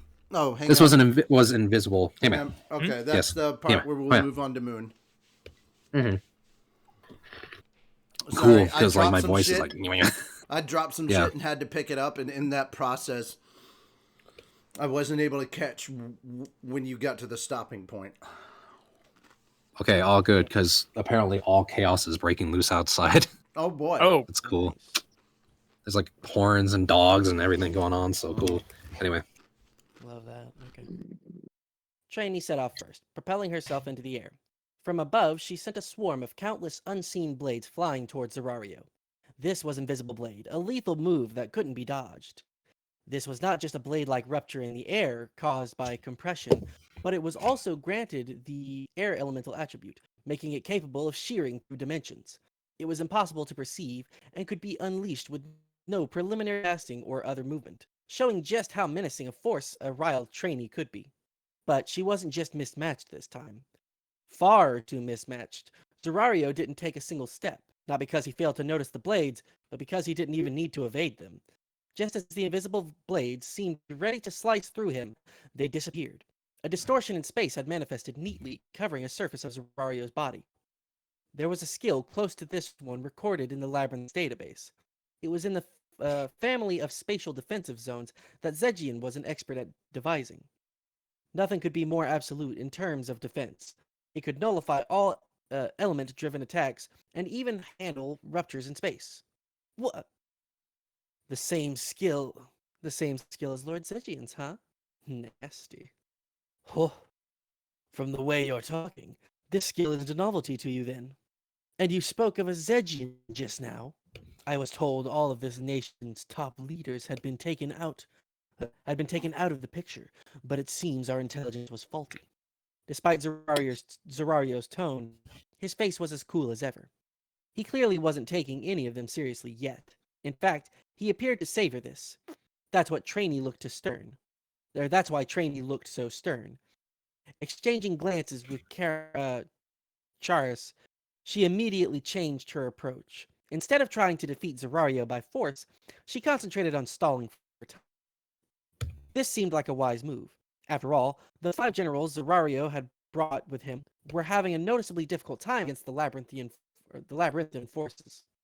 The Dragon Lords had been constantly training for battle, and now they were leaving nothing off the table, skill-wise. Nothing off the table, skill-wise. Besides that, they were fighting on their home turf, which made all the Tempest forces as good as immortal. That let them fight well beyond their physical limits, and in an evenly matched battle that allowed them to notch some scarily one-sided victories. This could work, Trainee thought. Zerario was a grave threat, but the other enemies would be dispatched soon enough. If they kept up their current momentum and worked as a team, a little space distortion defense could be broken through in time. Worst case scenario, they could just wait for Zerario to wear himself out. That's right. As long as we keep driving them back, we'll achieve our objectives for victory here. No need to push ourselves too hard. But why is he acting so unconcerned about all of this? Trainee thought she should have a distinct advantage, but she couldn't shake off her uneasiness, all thanks to Zerario, whose attitude was unflappable as ever. Anyone with a decent amount of common sense wouldn't fail to read the war situation here, and Zerario had to move more than that. He said he was the general of an army. It'd normally be impossible for someone who had Demon Lord level behemoths serving him to make such a rudimentary error in judgment. His mission is to eliminate Masayuki the hero? No? Masayuki the hero? No. Thinking about it, if Masayuki was the only target, assassinating him would be easy. Zerario's sky-high EP had completely distracted them all from that possibility. Lady Ramirez, do you know where Sir Masayuki is located? Huh? Why that out of nowhere? Of course I do. Ramirez quickly answered the thought communication. He wasn't just leisurely watching this battle. These intruders were a big problem, yes, but more important was evacuating the city residents. Now that Veldora had gone to battle, the urban area they had forcibly transported within the labyrinth was no longer fully safe. If Veldora should be defeated, the city would automatically revert to its original position. Ramirez alone didn't have enough magic power to keep it in place. There was nothing she could do if it happened. It was thus necessary to evacuate at least residents just in case. Fortunately, there was enough open space on floor 95 functioning as floor 100 at the moment to deploy a decent-sized army. They couldn't allow regular citizens into the labyrinth's research facilities, but the floor overall was more than big enough for all the city's residents. Once Beretta pointed out that fact to Ramirez, she'd hurriedly sprung into action, and now the evacuation was underway. I need I need you to ensure he is safe immediately. I think you're worrying too much. Those are the only intruders so far, you know? Ramirez, despite her internal griping about how busy she trainee's request. Just as she thought, Masayuki was safe and sound. Yep. He looks all right. He's in the city now, helping guide the evacuees out of here. Just as Ramirez said, Masayuki was playing a major role in the effort, helping to keep the citizens calm. If he wasn't there, there might have been enough mass panic to lethally delay the evacuation. It was times like these that Masayuki's innate skills really came into their own. So the situation down there was peaceful with no signs of battle. If there were any signs, Ramirez, as the chief controller of the labyrinth, would know about it at once. Trainee, hearing all that, finally breathed a sigh of relief. All right, that's a relief then. Nonetheless, she seemed unconvinced. Are you worried? Ramirez asked her. Well, if the enemy tried taking Masayuki's life, I'm afraid the evacuees could get caught in the crossfire. Even Trainee felt this was overthinking matters. Nevertheless, something in the back of her mind was altering her to consider every possibility just in case. Well, all right. If you're that insistent on it, Trainee, I'll have Masayuki's gang go up to floor 70. That finally satisfied Trainee. Floor 70 was currently home to the surviving remnants of the Imperial forces. Even if some assassins showed up, those soldiers would boast enough resistance to buy them some time. That would certainly put my mind at ease. Right? Yeah. So Masayuki was dispatched to floor 70. Masayuki sighed to himself. People around here treat me with no respect at all. From Rimuru on down, all the big shots just loved acting on the slightest whim that popped into their heads. These weren't ground-level minions. They really needed to consider their position and act with more caution. Not that all of them were like that, but don't you think they should be more worried about my take on things? Like how Shuna is? Or no, is that Masayuki? Nah, shit. Okay. Yeah. Don't you think, like, they should be more worried about my take on things? Like how Shuna is? Those were Masayuki's true feelings coming out. If an elegant, beautiful woman like Shuna asked him to do something, Masayuki would have no complaints.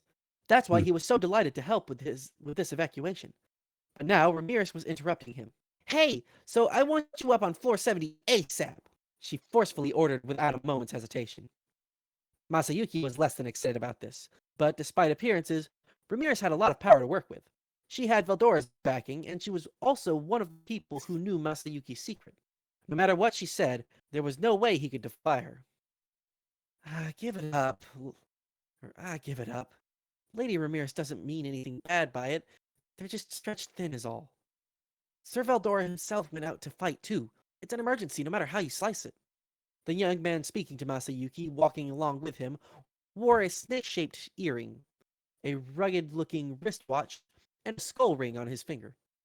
His shirt was a sickly-looking shade of purple, covered by a spiked leather jacket. This was matched with long, shiny black leather pants, accompanied by a skirt-like piece of fabric around the waist. It was punk fashion through and through. Clearly, this guy wasn't an honor student. This wasn't the type Masayuki usually got along with, but strangely enough, they had hit it off pretty well. That was probably because, much like Masayuki, this man had gone through a lot in life. He called himself Venom, and according to him, he was always being forced by his bosses to deliver the impossible in his work. Masayuki felt a kind of kinship with him, because he saw a lot of himself in the guy. As Venom had rather succinctly put it, I have no human rights.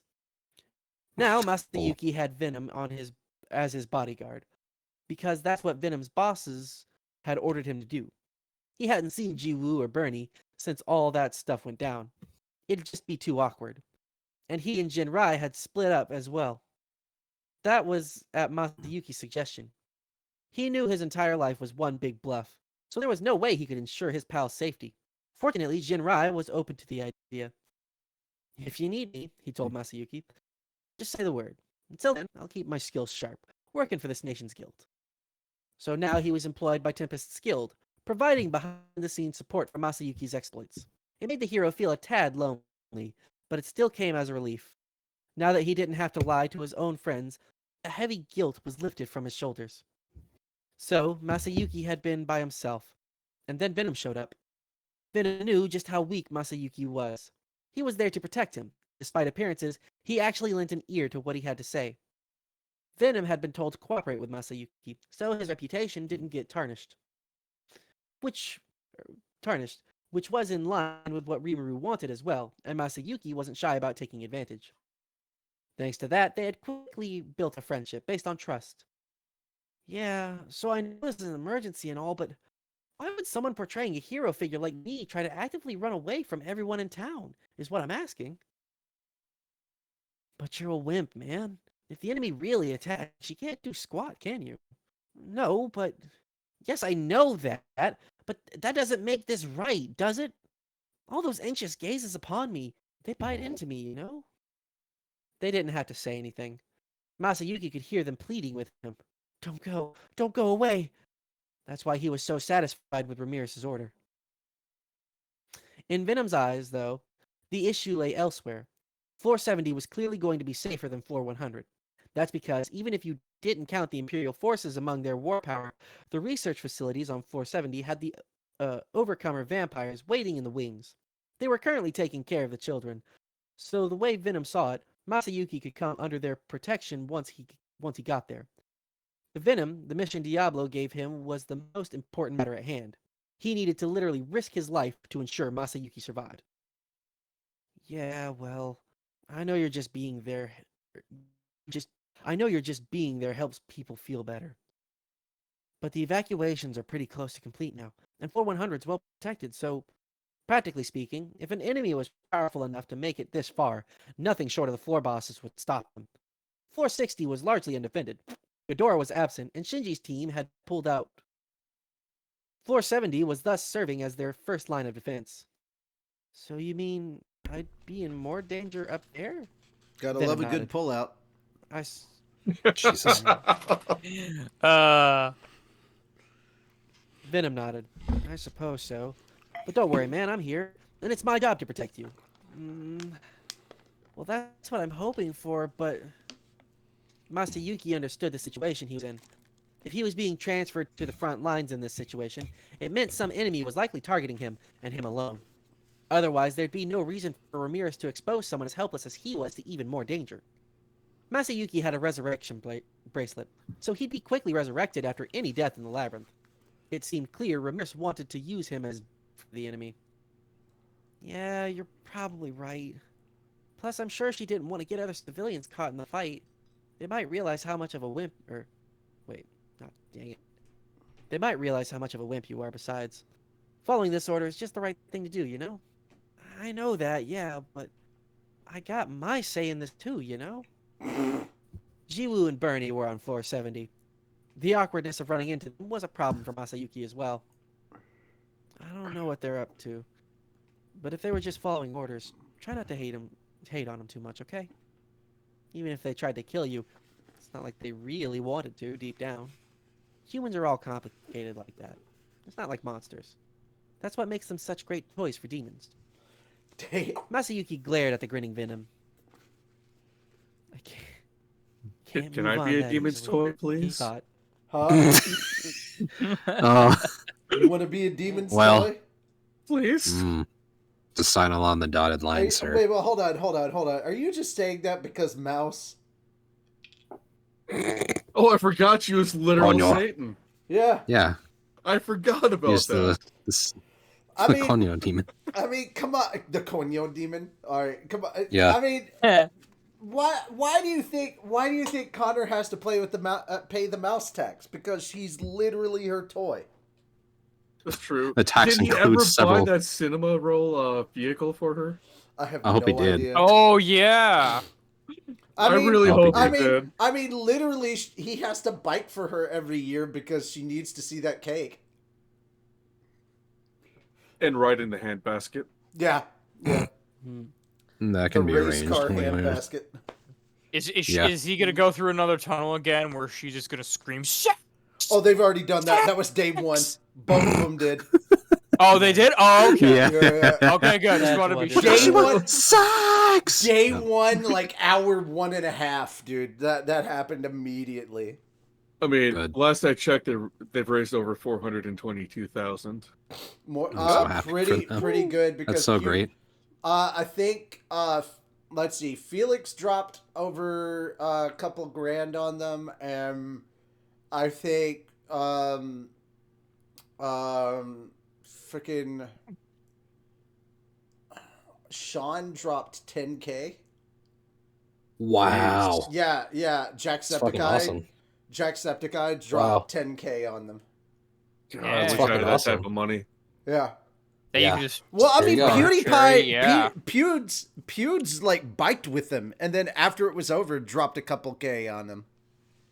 It's fucking awesome. Like, he That's cool biked work. with them for like 2 days, and he was like, "No, I am dead now. My ass is so sore." I was like, I could There's use no a more cake to massage be for had. it, but instead the money's got to go to charity.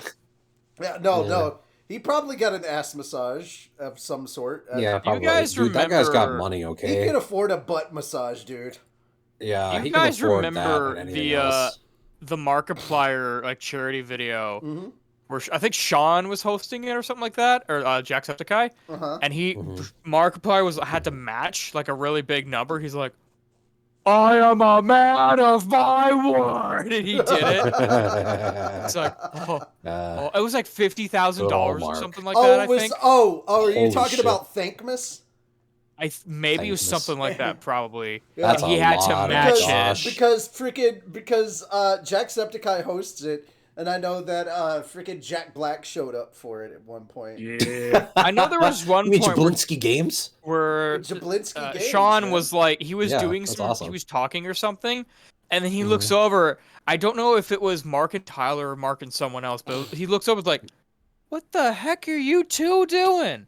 And Cam pans over. They like just have, they're doing like chubby bunnies thing or whatever. They're like Yeah. just pointing at each other, pretty much. Oh, gotcha. No, that's a Markiplier thing to do. All right, sorry. Please Yeah, that makes continue. sense. Yep. I did Yes. not mean to derail us. I'm sorry. No, Not this really. is It this is happens. par for the course, man. Yeah, it's no, okay. never We be upset are a about man derailment. of We've all done it. We've distractions. all done it. Yeah. Space. I can't move on that easily, he thought. But as Venom said, it was hard to read someone's true feelings, and not even he could find it in himself to fully hate Jiwoo and Bernie. Dwelling on it would only hurt him. It is hard to hate So Bernie, Masayuki man. finally... It's go it's to Masayuki he space! just finally sits there with his mittens, looking adorable. It's hard to hate Bernie. He's our favorite Oh, Ren was just politician. cold. Anyone He who needs your wears support once anyone who sits here in the cold deserves to wear some mittens. Hey, you look very We don't comfy. need any pause going cold this winter. God damn it. Pause. Pause. Any little pause? Uh, No one's getting their little paws frozen. No toe Pause. Bernie burns. Sandals. No toe beans deserve to be frozen this winter. Now it's Yeah. for summer. We're throwing a massive sale on my classic Bernie sandals. Jesus Christ, sir. What's that? Those are combat gloves. I thought it was funny. Yes, from For combat. long time ago. Yeah. Colonel. In a these galaxy combat far, gloves far are really away. nice. And Where'd you buy a them? much more fit Fenris from 100 pounds ago. I'm trying Those to... are those are Well- The gloves still fit, right? he must have quit. The gloves fit, the uniform doesn't. Snake. Take care of them very well. I bought them from Costco. Those are ass grabbers that don't leave prints. Ass grabbers. Ass. All right. Colonel, what about my ass? Sorry. Silent. So Masayuki finally resigned himself to his fate once they reached floor 70, and he witnessed the construction site the Imperial forces were stationed around. Wait, what? Okay. This is Some- Stop Masayuki. using me as a toy, too! He shot at his newfound friend, shaking his head to drive away his emotions. Venom smiled, knowing he wasn't actually angry. Protecting Masayuki was his duty, but Venom took a personal liking to him as well. They were both nervous pessimists by nature, and Venom couldn't help but respect the guy. He might seem like a twig in a river, letting the currents take him where they would, but he still kept a fierce sense of self-will. Venom saw himself as a natural-born rebel as well, but something told him he couldn't hold a candle to Masayuki. Well, that depends on you, hmm? Just as he was about to jab him in return, he stepped up to defend Masayuki against the presence that suddenly appeared before them. Who the hell are you? A meddler, huh? And I thought my timing was perfect. I'm not used to this body enough to react quickly then. The figure ignored Venom, giving Masayuki an annoyed look instead. There was something clearly unearthly about him, something Masayuki couldn't hide his agitation about. There had been no sign of him at all before that moment, but now the aura emitted was nothing short of overwhelming. On his back were 3 pairs of folded wings, only serving to further emphasize his virile, masculine physique. The well-defined muscles were virtually chiseled into his pale skin for the world to see. But what struck observers the most was his gaze. It housed a sinister, ghastly light, like a vicious carnivore, and a wounded one at that, something no one could ever approach. Don't ignore me! Venom shouted as he unleashed a high roundhouse kick. It was a beautiful textbook move, and it traveled toward the target's temple like a magnet. Okay, stop. Alexa, shut up. Hammer time. Hammer time. Okay. Moon, thank you for your contribution. It is now Sonic's turn. Okay, let me just making sure. Where's the first word? But. But Dot, dot, Ah, I dot. thought so. I thought so. It's booty time. yeah. But I was just making sure because yeah, okay. But first, let me tell you a tale about. Oh my. Let me tell you a tale. Whap! The end. About how my life got Tales. flipped turned upside down. Okay, so now Jesus. my turn.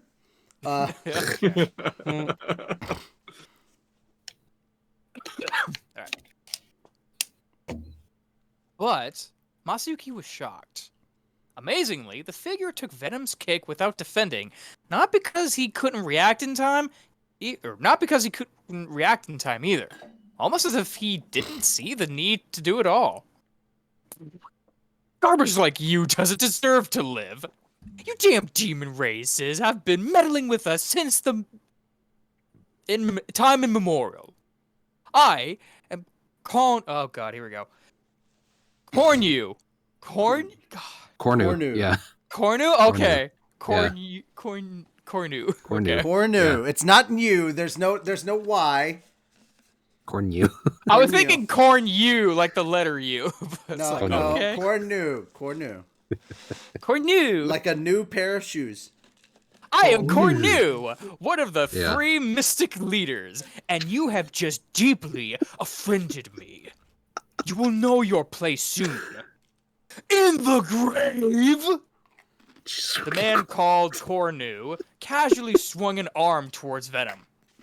The next moment, a wave of compressed magic force was unleashed, gouging into Venom at an unavoidable speed. Masayuki was wondering why Cornu had bothered with the high-handed self-introduction, but only for a moment, as he hurriedly went over to Venom's side. Are you okay? Venom was alive. He had reacted just in time to deflect the magic bolt with his left arm. But the damage was staggering. His entire left arm was now gone, and there was a large hole in his left side as well. No. Sorry, not really. No. I hardly believe it, much less want to admit it, but it looks like that bastard's way stronger than I am. But don't worry, I promise I'm gonna protect you. With that, Venom casually stood up. He was nowhere near unhurt, but he was far from out of the battle either. Oh great, we've got an obstinate little bug here, don't we? Obstinate, This is not abstinent. Obstinate, thank you. That's Those different. are two different Did I words. say the A instead? Way different. Yeah, way different meaning. Obstinate. Sorry. We got an obstinate little bug here, don't we? This is why I hate saving garbage so myself for much. marriage. Yeah, Venom is definitely fuckable. Mm. I mean, he's got a I'll new say. hole for it, so you know. Mm-hmm. Or wrong arm, sorry, left arm. Too soon? Too soon? A bit. A little bit, yeah. He just little lost bit. it, so I assume. not soon enough. Jesus Oh, okay. Christ. Wow. Look, we need to have a bigger gap in time. Holy shit. A bigger gap. Wow. I don't know, Sham. He is pretty holy now. I guess so. It was. He Very was saintly touched by for a an demon. angel. I just find it funny because in my mind it's like these angels are like these scary guys, and then I'm Cornu, one of the 3 mystic leaders. And it's just like, oh god. I am Cornu. I'm gonna say this now. If I learned Yes. anything from Supernatural, angels are dicks. Demons Yeah. are Oh, yeah. reasonable. Any Yeah. hole, because they have the this funny like thing I is, am above you. You gotta 'cause I'm realize. holy. You gotta realize that Venom is basically Billy Idol. That's fucking awesome. I love that. Dude, Yeah, yes. that's kind of where he's at. He's Billy Idol. With a rebel yell. Yeah. So that means we need to make a Dancing with Myself song. Grandma, Yeah. mama. Very good. Anyway. Oh man. Let's see, where were we? They waste everyone's time with their pointless resistance. Watching Cornu moan about this maid Masayuki want to tell him off. He didn't know why it was so important that he'd be killed, and he felt entirely responsible for Venom getting hurt as well. Venom? I guess that guy's going after you, huh? You knew that from the start. I had a hunch once Lady Ramirez contacted me. But it's okay. I may not beat him, but I'll buy us some time. But he probably hasn't killed you yet because of your bracelet. If he does, you'll just get resurrected somewhere else. He's afraid of that. So he's trying to bring you out of the labyrinth alive. I don't think he'll throw us any attacks that will fall within range of you. Venom smiled defiantly, and he was right. Yuki's resurrection point was set to the control center. That way, no one would see where he went. Knowing that emboldened him. Cornu, meanwhile, was annoyed that his motives had been exposed. He had good reason not to make any more mistakes, a reason that went back several decades. During an attempted invasion of another planet besides this one, he screwed everything up just one step before completion. Exactly what had happened was unclear, but a field of blazing fires had reduced the army he led to cinders. Thanks to that, Cornu, despite retaining his Mystic Leader title, no longer had any subordinates assigned to him.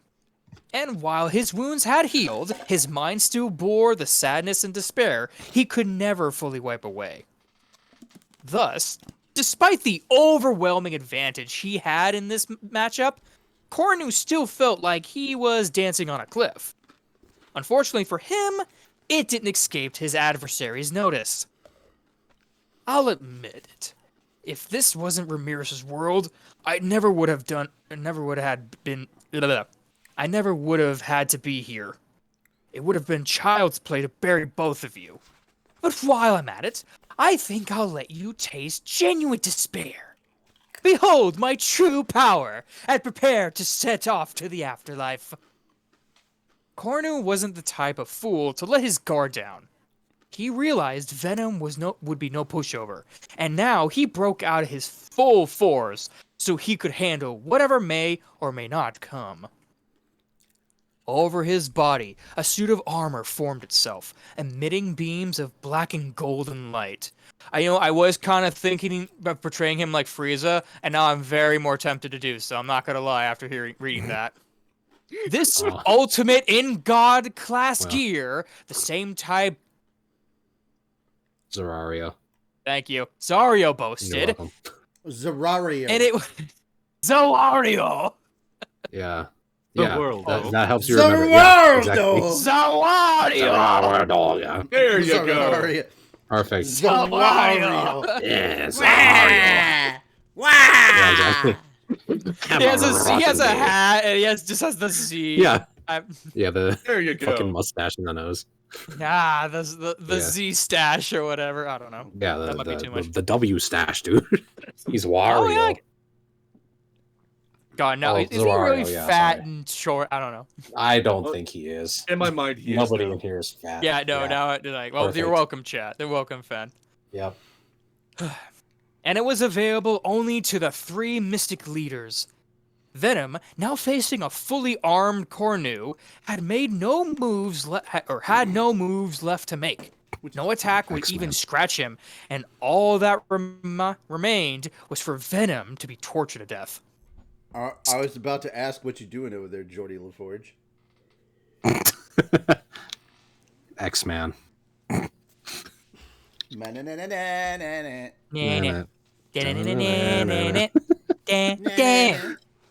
Sorry. All right. Now you're fine. Mm.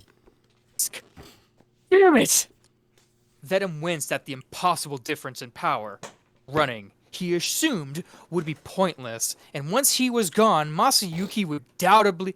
Should there be undoubtedly? Doubtlessly. No, No, Oh, doubtless. doubtlessly. Oh, okay. Yeah. Doubtlessly be taken away and executed. Venom himself would be resurrected within this labyrinth as well. But if he failed to protect Masayuki, it'd be Diablo... Oh, hold on. It would be Diablo's violent purge waiting for him next. I'm screwed, aren't I? Venom thought hard, almost ready to cry. There was one option left. Kill Masayuki himself so he be sent to a safe spot. So be it. But when Venom was about to commit it, hey, do we have some trouble over here? Mind if we lend a hand? 2 men stepped forward, shielding Masayuki. Are you sure Minutes and Sir Calgulio too? Oh, that was Masayuki. The timid Masayuki recognized them. No, do that again. Are you Sir Minutes and Sir Galagulio too? The timid Masayuki recognized them, having met them both a couple times before. He recalled how nervous he had been, given how high the Empire Society... In Empire Society. Oh, in Empire Society they both were. Sir Masayuki, you may feel free to simply call me Minutes.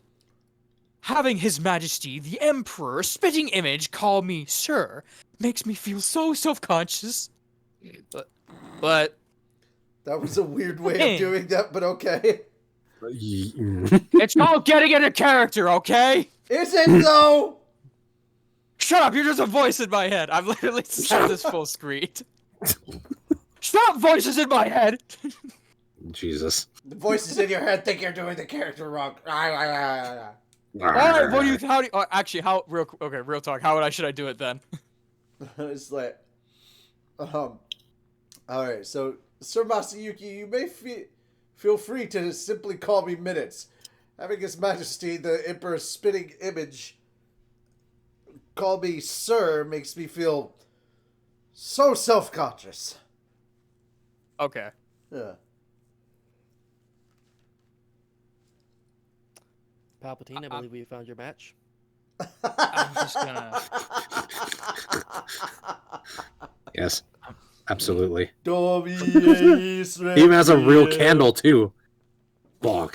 I mean, give me a minute. Don't bonk yourself with the candle. Don't do that. Yeah, don't. No, not bonking. No, I mean like get a candle and get Your the poor robot. beard. My poor Good thing other I beard. shaved. Your poor Yes. other beard. Oh. Yes, the beard that will be put onto the Gundam soon. Oh God. Isn't that thing kind of a fire hazard? Putting it so close to your face like that? Maybe. Okay, Anyway, you fooled around long enough. You only have 2 more minutes Okay. with General. Sir Minutes. Masayuki, you may feel free to simply call me Sir Masayuki, you may feel free to call me call me Minutes. Having His Majesty, the Emperor's spitting image call me Sir makes me feel so subconscious. But He's right, I think. Seeing you here, Sir Masayuki, makes me feel like my heart is soaring, as if His Majesty himself is witnessing my exploits. I feel so much more powerful than ever now. The Foppish. floppish Foppish. minute. Floppish. Not floppish. Fop- Foppish. Foppish. Where is the Foppish minutes. L in that Floppish. word? I said foppish. Yeah, you said floppish like 5 Hey, times. hey, No, you said hey, Sonic. floppish. Sonic, fop it. Foppish. Foppish. Twist The it. Smack it. floppish minutes, Twist it. along with Caligulio, his Great. stern Pull it. court. Cork it. Okay. Ah, Note it. Hold on now. Smell it. But Fenris, I Chew it. already fopped it 3 times today. Obscured by a patch over his left eye, smiled at Masayuki, trying to calm him. Venom, right? Allow us to back you up. Minutes charged towards Cornu. Sorry, I forgot the name for a second there. An invisible force field deployed itself, slowing Cornu's movements. It was the effort of oppressor. The unique skill Minutes sorry, had it was the what supposedly of learned oppressor? earlier. It was the effort of oppressor. The effect unique of skill. oppressor. The effect. Mhm. Okay. The effect of oppressor. The unique skill Minutes had supposedly lost earlier. All right, there we go. Stop there. You have reached the end. Your time has run up. Or out, in this case. All right. On like 4th gear, I can only hold it for like 15 minutes instead of 10. Hmm. You know. Why are you trying to inflate your...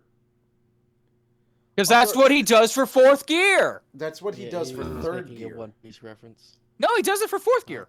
He does it for 3rd gear. One Piece. No, for 3rd gear, he does it with his thumb. Not always. At least in the early part when he did it. But it's more in the arm for 4th gear, I know Piece. that. He can do it kind of anywhere for 4th gear. He technically doesn't really need to do that for 3rd gear anymore. He just Anyhow. kind of can do it. Yeah. He's made a Anyhow. rubber. Yo ho ho. Where were we? Oh, fuck. Didn't you lose your power minutes? Anyway. Sorry. No.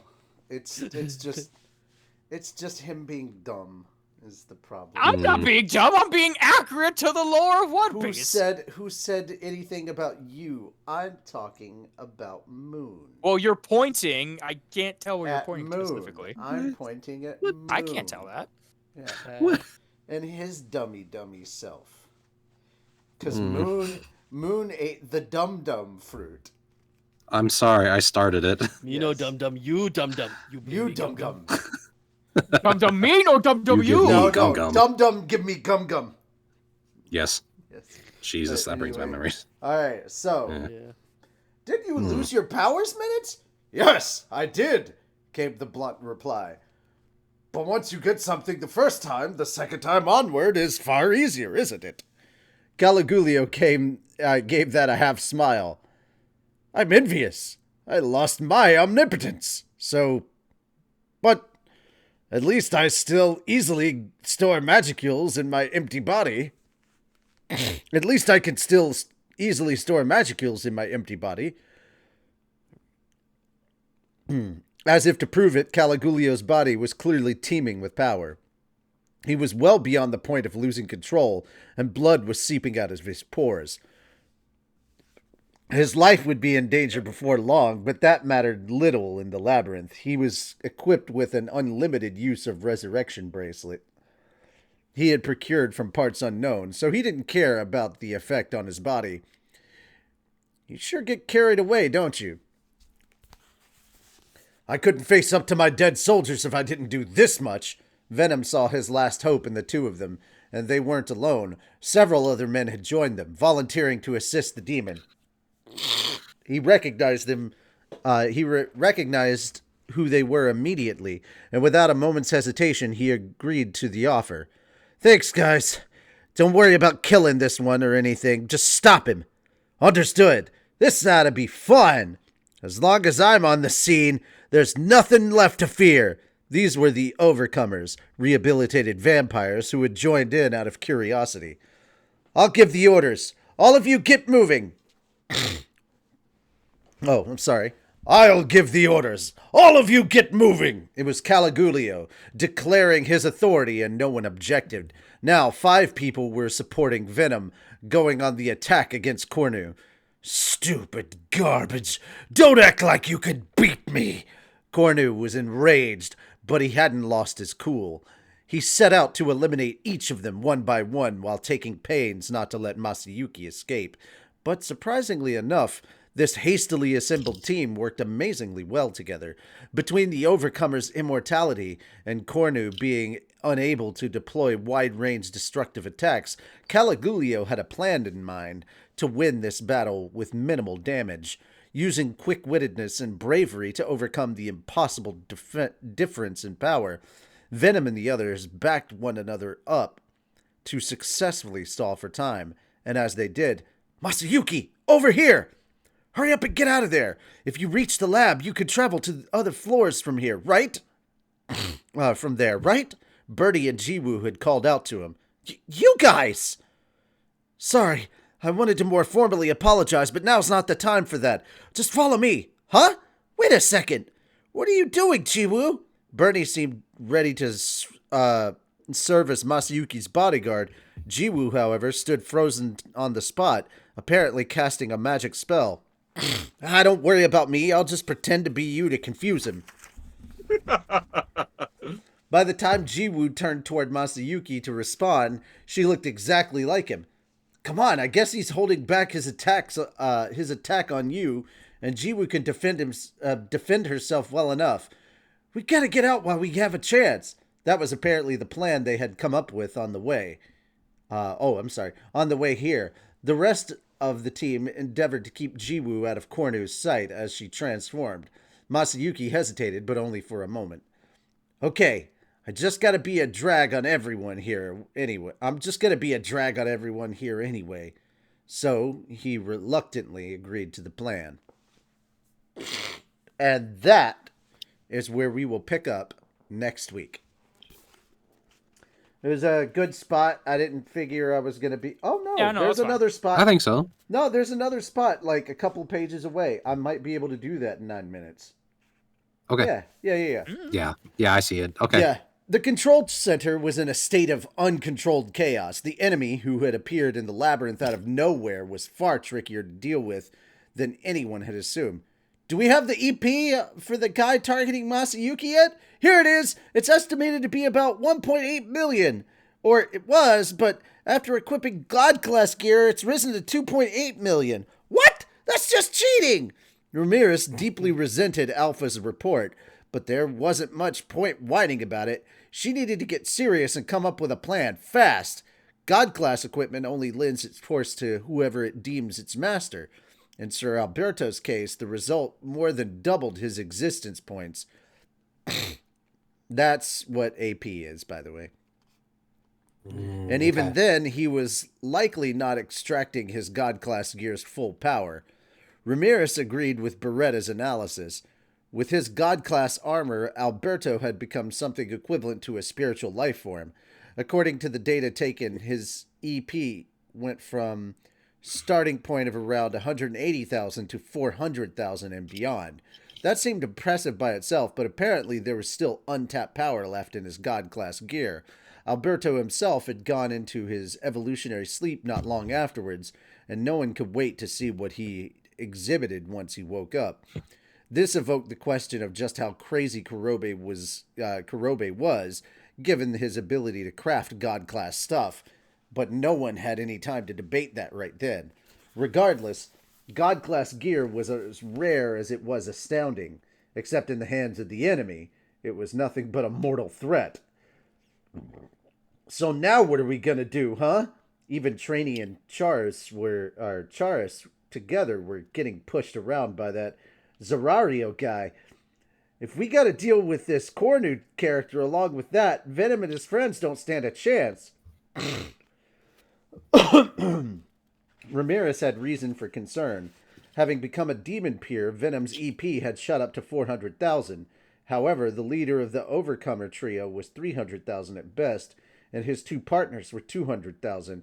Minutes and Caligulio, both stragglers from the Imperial Navy, or Imperial Army, had lost most of their powers and can manage an EP of just over 10,000.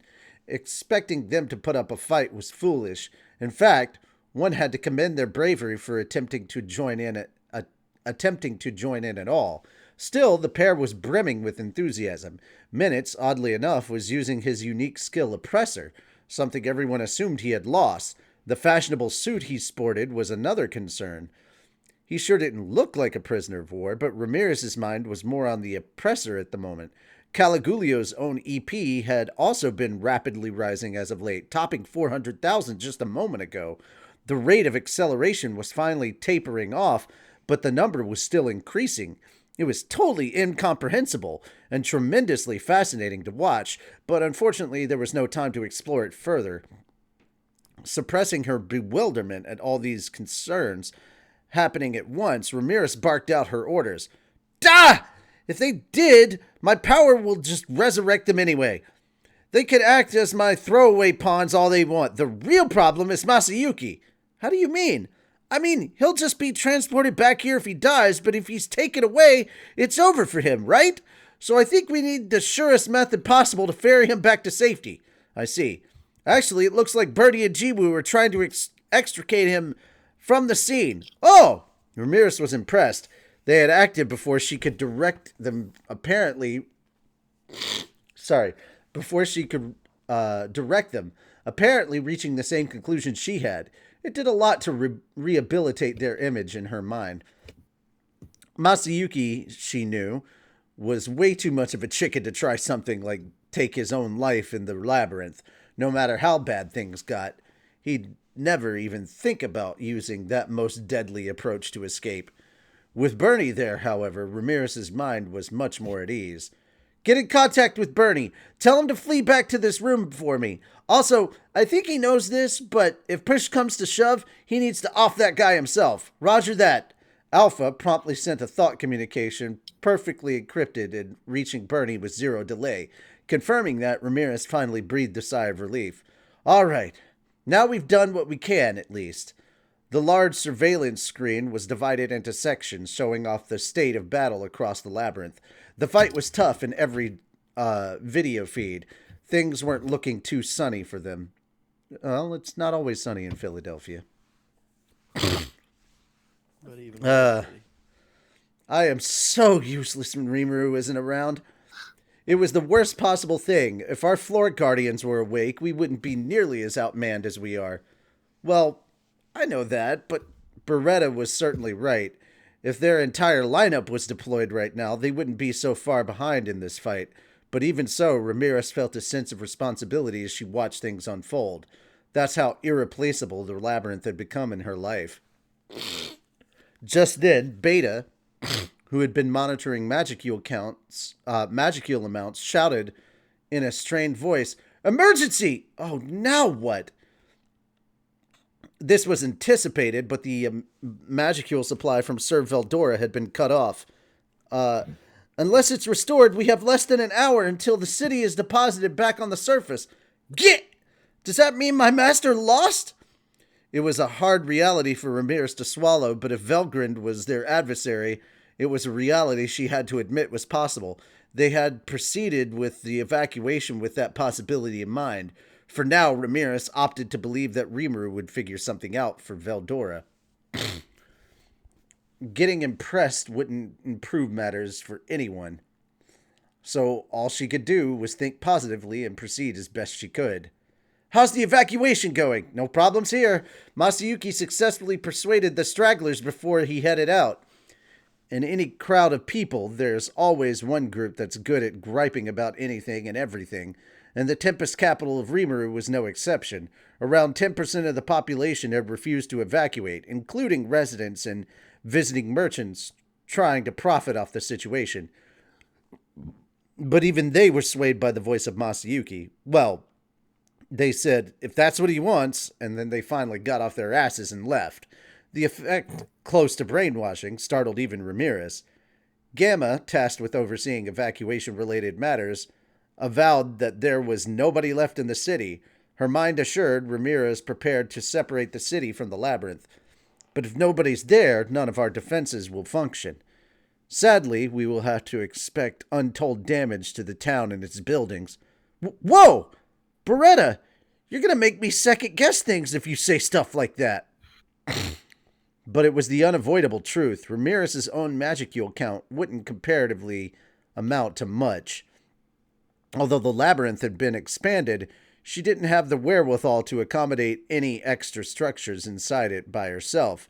That was the harmful side effect of relying purely on Veldora for their energy needs, and Ramirez sure didn't have a quick fix for it right now. I am fully aware of that, my lady, but then I'm sure Sir Rebrew would say something to the effect of, we can always build it again. Right? I suppose that's what we'll have to commit to. Seething over her own lack of power, Ramirez ejected the city to the surface.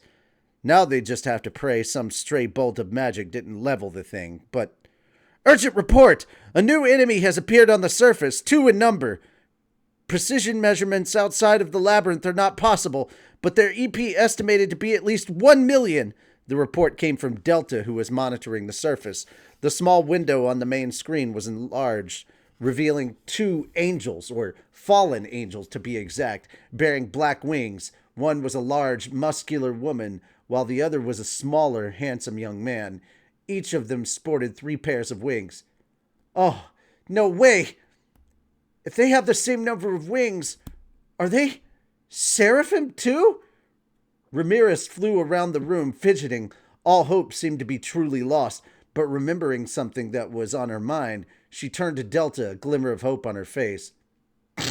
Delta, how can we be sure they're enemies? Maybe they're not, she thought. Maybe they're allies even, but Delta offered no solace. Because they are keeping us from covering the hole opened up by Lady Velgrin. Victory is ours if we can close off the labyrinth, but sadly, it is not to be. The answer was obvious beyond reproach. Right, thank you. Ramirez stopped flittering around in the air and slumped onto Beretta's shoulder. There was something obscene about the enemy deciding to put 4 of the million class into the field. She wanted to spend all night cursing the high heaven about it, but then a reliable ally woke back up. Allow me to handle things on the surface. I will not let them destroy the city crowned by Sir Rimuru name without a fight. Geld, the Barrier Lord, had completed his evolution. Geld! Ramirez was crying. Geld's EP is over 2.37 million, said Alpha. All his gear is included in that, but even so, it's doubtful he'll lose to these invaders now. Geld's legend-class equipment had itself ascended to God-class with the evolution. Driven to greater heights by Geld's aura, Rimuru hadn't factored into that into his calculations. But everyone witnessing this assumed he'd expected this to happen. That's Rimuru for you! Even with my own... Even with my own 2 eyes, I can never even see this one coming. Ramirez was boldly confident about how imperceptive she was. Beretta couldn't have agreed more. Indeed, such deep foresight. And that wasn't the only one awakening. I am here as well. Let me handle the other one. This was Kumara, the Chimera Lord. Lady Kumara's EP is measured at approximately 1.9 million. Reaching this figure with no auxiliary equipment is simply unbelievable. Cheers erupted in the control center at Alpha's report. Then, as if to prove this statement true, an intense battle broke out on the surface. Even more amazingly, Geld's underlings fanned out across key areas, forming an all-powerful barrier to protect the city from any of the battle's fallout. We can win this! For now, I'd say we have a chance. Ramirez was already declaring victory. Beretta was similarly relieved, but it was too early to rest easy yet. Feldway, the Mystic Lord, had yet to fully execute his strategy. In fact, everything up to now had been a feint. His true aim was elsewhere. And there we go. That's where we'll end it, on page 47 of the physical copy. Next week, we will actually properly do the whole what page we're on nonsense kind of stuff. But again, guys, this is a short one. 289 physical pages, and we're on 47 already. It's not going to take us long to chew through this, especially if we have... if we actually give Shim more time to actually properly read through like he usually does, we will get through this in no time. No time at all. But guys, I hope you enjoyed this this episode of the Slime light novel reading. This will be the final book before we move away from Slime for a little while and on to Mushoku Tensei. So please enjoy this bit of Slime goodness for a bit. Now, if you need more slime in your life, if you need to slime up your life, Volume 18 is coming out the middle of this month. Yeah. Yeah. So, just to make sure I got this correct. Let me make sure I got this. What happened to 17? Good. Oh, it's already out, I think. Oh. Yeah, 17's already out. Yeah, Yeah. Oh, yeah. I 17, bought it. not 18. What about Is 18? it just not in English yet, or? No, it's in English. No, it's it. It's available on Bookwalker. Oh, Yeah. Why are we stopping at 16? Because 17 is... Oh. Because 17 is all side story stuff. Mm-hmm. I've said that multiple times. You just don't remember. It has been a bit since we actually remembered why, though, to be fair. I can't blame it for that too much. Also, because I just want to get on to Mushoku Tensei and start a series from the beginning. That way we have a chance to get people to check out the light novel readings when it's not spoiler filled. Fair enough. Yeah. But volume 18 is coming up on the 16th. So volume 18 will drop on the 16th. I'm going to order it on... If you want to order it on paperback, which is what I typically do, it's $15. If you want to get it digitally, well, I don't know what is the Bookwalker price, guys? $8.99. Typically, Same around on Kindle. $10. For Kindle, yeah. $8.99 on Kindle, yeah. With tax though, so it's like 9 something, but it's whatever. $9. It's tax. Yeah, I'm gonna pre-order it. It's less than 10. Pre-ordering it. It comes out Tuesday the 16th. There you go. I'm double checking how much I paid, if I even paid tax on Bookwalker. Bookwalker has tax included. Yeah, Bookwalker has tax Japanese included. pricing. Yeah, Sweet. so $8.99 straight. Sweet. And Kindle typically Probably has more about tax supporting included. Bookwalker. Guys, Yeah, I it does. also just throwing this out there. Some other books that you might want to check out while you're waiting. Some other stuff to read while you're out there waiting. Just gonna throw this out there. I'm gonna look in my library real quick, just to throw out some recommendations for you. Plus size Elf Volume 1. Yes. I don't have that. The anime was announced, so I was like, Oh yeah, no, I Interesting. am aware.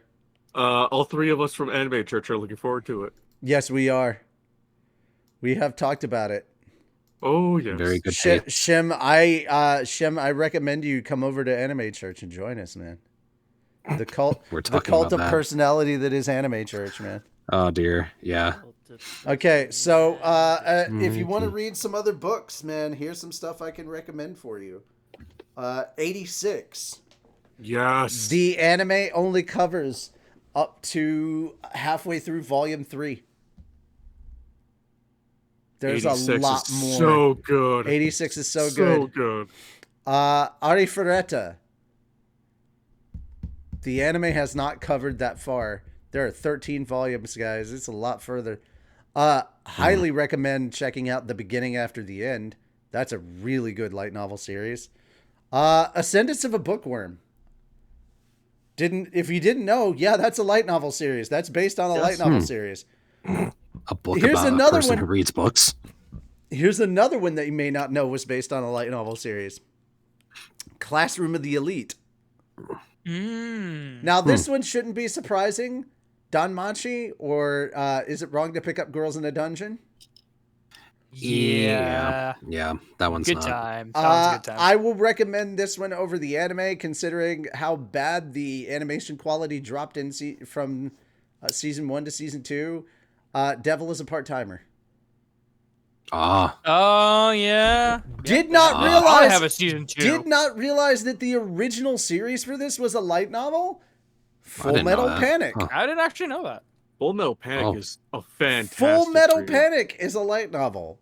It is I didn't know that fantastic either. I thought read. that was an anime. Definitely Okay. recommend. Okay. So next up on my list. Let's see. Goblin Slayer. Yes. Guys, Yeah, Log beats. Horizon. Come on, obviously. Yeah. Mushoku Tensei. Obviously. I mean, well, yeah. That's a Obviously. complete series too. Yes, it is. Yes, it Mhm. is. Of course, you might want to wait on Magoku Tensei for a month or so. Why Mugoku. Mushoku Tensei? Yeah. Not Makoku Tensei, Mushoku Tensei. Mishoku. Yeah. Yeah, Mushoku. All right. No, you You said don't Mugoku. need to wait a month. You can get it now. Oh Just yeah, get wall it. Get but it hold get on, it I'm now. reading. While supplies last. Yeah, that's a good Yeah, thing. while the 'Cause once something digital takes off, supplies last. I Well- will say this. I will I say want to this. overload the servers. I will say this. Get it digitally because it's a lot easier to get digitally. It is Yeah, hard to get in unfortunately. physical. Oshinoko. Oshinoko. Yes. Yeah. the Overlord. light novel. Yeah, Yeah, it's not a yeah. light novel. Oshinoko manga. I Oh, read okay. the I was gonna manga. say I've seen that. I didn't think that I was a have the light manga novel. digitally. Yeah. Overlord. The Overlord light novel. That's a light novel. Mhm. Yeah. I got That makes two. sense. That one would be over. Hold on. How the realist hero rebuilt a kingdom. Kingdom. There are Yes. 18 volumes of that. It is so good. If you have not seen It the is anime for that, it is amazing. fucking phenomenal. It is literally how do you build an isekai in a fantasy world without doing all the basic hero nonsense that you're used to doing in an isekai? Like how Yeah. if all you have is just basic like managerial skills, how can you build a kingdom up from the ground? It's like if you've ever been What like if Fen got what if I- reincarnated in another world or something? That's not how that works. It's like I don't how know. about this? It How seemed about like this? he'd be the manager. No, so no, not GameStop or whatever. I don't know. Fuck you. It's like what if you could take all the knowledge that you have right now and apply it to medieval times? Like if you could Oh, take what if you could take the knowledge that you have from like being a civil engineering and shit like that. If you could take the knowledge about technology and shit like that, hygiene, all that stuff, and apply it to kind of like medieval European times and like kind of jumpstart civilization that way. That's Like realist gay hero. in a way. It's That is kinda fucking funny. awesome. Oh, it sounds great. Oh just yeah, can't I help but love think. it. Dear peasant, can you direct me to where I can find the IP address of this tome? No, I implore you to find me the All right, default we're gateway. not talking about internet stuff. We're talking about I know, like I'm just basic kidding. hygiene and But you're- roads if you and took all what Millennials sorts you these of knew. stuff. days, I don't know. Bro, no. That's not all right. Trust me when I say this. You can watch this Yeah. show on Crunchyroll, and if you start, you're gonna be so excited about it. Oh, you're gonna get hooked after the Another first, like, 10 minutes. another high dive series that I guarantee you, if you start watching it, you're gonna love it, and you're gonna want to read this because this series, like the whole first season, and confirmed for season 2, by the way, but the first yes. season only covers 1.5 volumes of the light novel. Wow. Reincarnated as a sword. Oh Yes. yeah, I've seen that book. I think my And friend what's has that. really funny, the premise sounds stupid, but I guarantee you, if you watch I it, mean, Oh my god, so wholesome. No, To be I fair, was one of those people who were sounded like, sword stupid when we sounds just read it. stupid. Yeah. But then I you mean, saw there was the a burning characters machine who one. wield the Again, we swords, were like, okay. Moon and Fenris can attest. We read the synopsis for Oshinoko and completely wrote it off. We were just like, I'll We're watch like, the nah, this first ain't gonna be episode, and We're that's like, it. And we'll then it watch the comes out, first and episode. All three of us are like, "Hey, did you watch the movie? Wait, what?" The movie, There was a they're movie? like, it's a 90-minute first episode. We watched it. We're like, oh my Right. god! So many That's a lot of- tears. So many tears. We're daring each other to watch it. Okay, Yep. Skeleton Knight. Yeah. That sounds Yes. awesome. That sounds right up my alley. Skeleton Knight in another world. It's so. Here's the Skeleton thing. warriors. Here's the thing about No, it's Skeleton not Knight in Overlord. here's the thing about Skeleton Knight in another world. While the A story is nice, it's the background B story that's really intriguing. Mm. Yeah. Okay.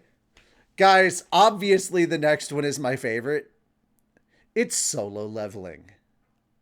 Mm. Yeah. That sounds familiar. All 16 volumes of this next one. It's done. When I say all 16 volumes, it's done.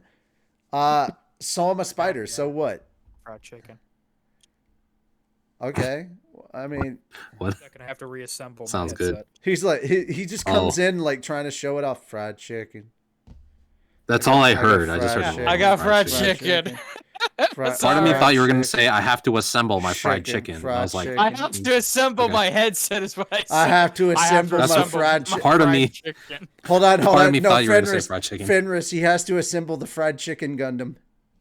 I You know that's probably a thing in Japan, Yeah. right? The fried chicken Gundam. mean, there was somebody who had a deep fried Gundam. Colonel That's as close as Sanders. we the, get. the KFC Gundam. You know that's Yeah, probably a probably. thing. It is Colonel a Sanders thing, holding yes. a The Christmas fucking Gundam drumstick. is just a chicken Gundam. Yeah, yeah. I mean, there's the Untitled Tall Goose. I mean, The I mean, untitled tall goose. Yes. It's forgot about boiled that. tall. It's the boiled tall goose. The tall geese mech, yeah.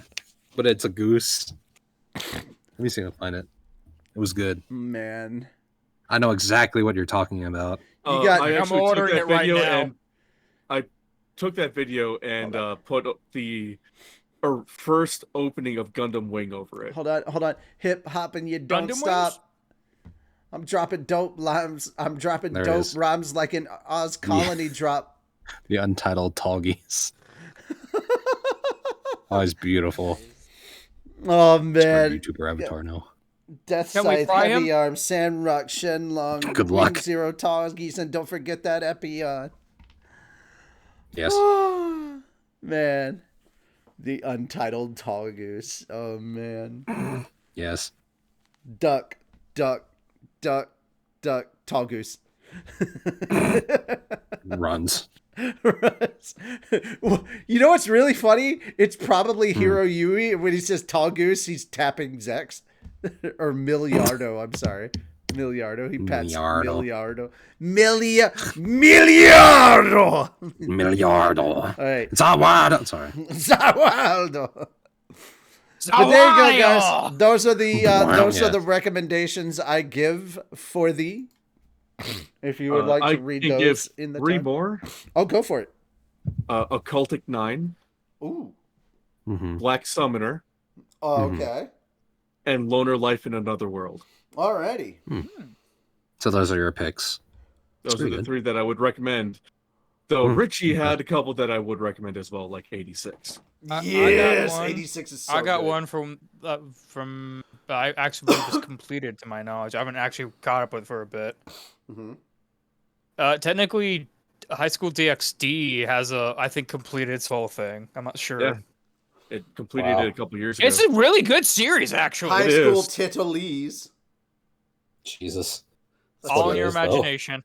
That's You gotta literally imagine- what everybody's there for. Let's be real. They're there for the titties. Yeah. Yeah, Yeah. but it's Yeah. high quality. High quality. High quality titties. Oh, I'm sorry. Yeah. It's the titties. They're there for the titties. I do not settle Tatas. for the common man's titties. I will drink this commoner's titty. Yeah. Swirls glass. I am an enjoyer of the finer titties in life. By the way, fuck you very much, Gigak. I am now tit deep in I'm very tit deep in the what is it, the let me make sure I get the title right. The I'm talking SSS about class it. hunter, because of the fucking regression manga shit that he did, the regression manga video. If you're not familiar with what it is, yeah, I'm reading. I'm in the 80s. I'm on chapter 82 of the SSS class hunter, and I'm also going to be reading a man's man manhwa, the one about Man's man. the one about the guy that climbs to being the CEO of not Samsung, but but then, but like literally the day that it happens, like everything fucking goes wrong in his life, and then he dies and wakes up on the day that he, as a young man, interviews, and he decides to reclimb the corporate ladder. But this time, instead of like backstabbing everybody to climb his way to the corporate ladder, he does it much better. And he says, no, fuck all these managers and shit that don't deserve their position. He's going to come up with all the people that like worked hard and actually deserve their spot at the top. So I'm like, oh, fuck. Yeah, I want to read that. Yeah, I'm like, wow, okay. That just sounds like a very down-to-earth manga. Yeah, I'm like, what if fuck you take manhwa, a bad manhwa. ending This is and make it Korea. a good ending? Excuse me, yes, Yeah, manhwa. yeah. This is the Korea. Yeah. Yeah. There's like 3 of them that he super recommended, and this was one of them. I definitely recommend the Gigik video if you want it. I'll link it to you guys after this. Gigik. Yeah. All right, guys, that's it for the stream. Any last minute words for chat? Swing by on Saturday for Gunpla. Okay. Yes. Subscribe to YouTube and twitch.tv/snugglevelocity. There we go. I'm good. If you Do liked both our those reading things. today, make sure to swing over to the. Oh, can you drop the link again, Fenris? And clip. Yeah, let me get that. Do not pulled forget to back clip. up. Don't forget to clip. Yes, please, while you can. Please. Clip. Send them to me. Send them to me so I can send them to Tony. I'm going to tell Tony we need to be throwing 3 clips up daily. I sent him 30. I don't know why they're up yet. But yeah, 30. please, if you liked our stream, run over to Bookwalker. And when you're making your purchase or sending your reviews in, please let them know that our streams are where you are, what sent you there. And help us possibly get a sponsorship with them. Thank you very much. All right. That is it. We really, really appreciate it. Thank you so much. Love you all. Have a good night. Bye. Bye. Later.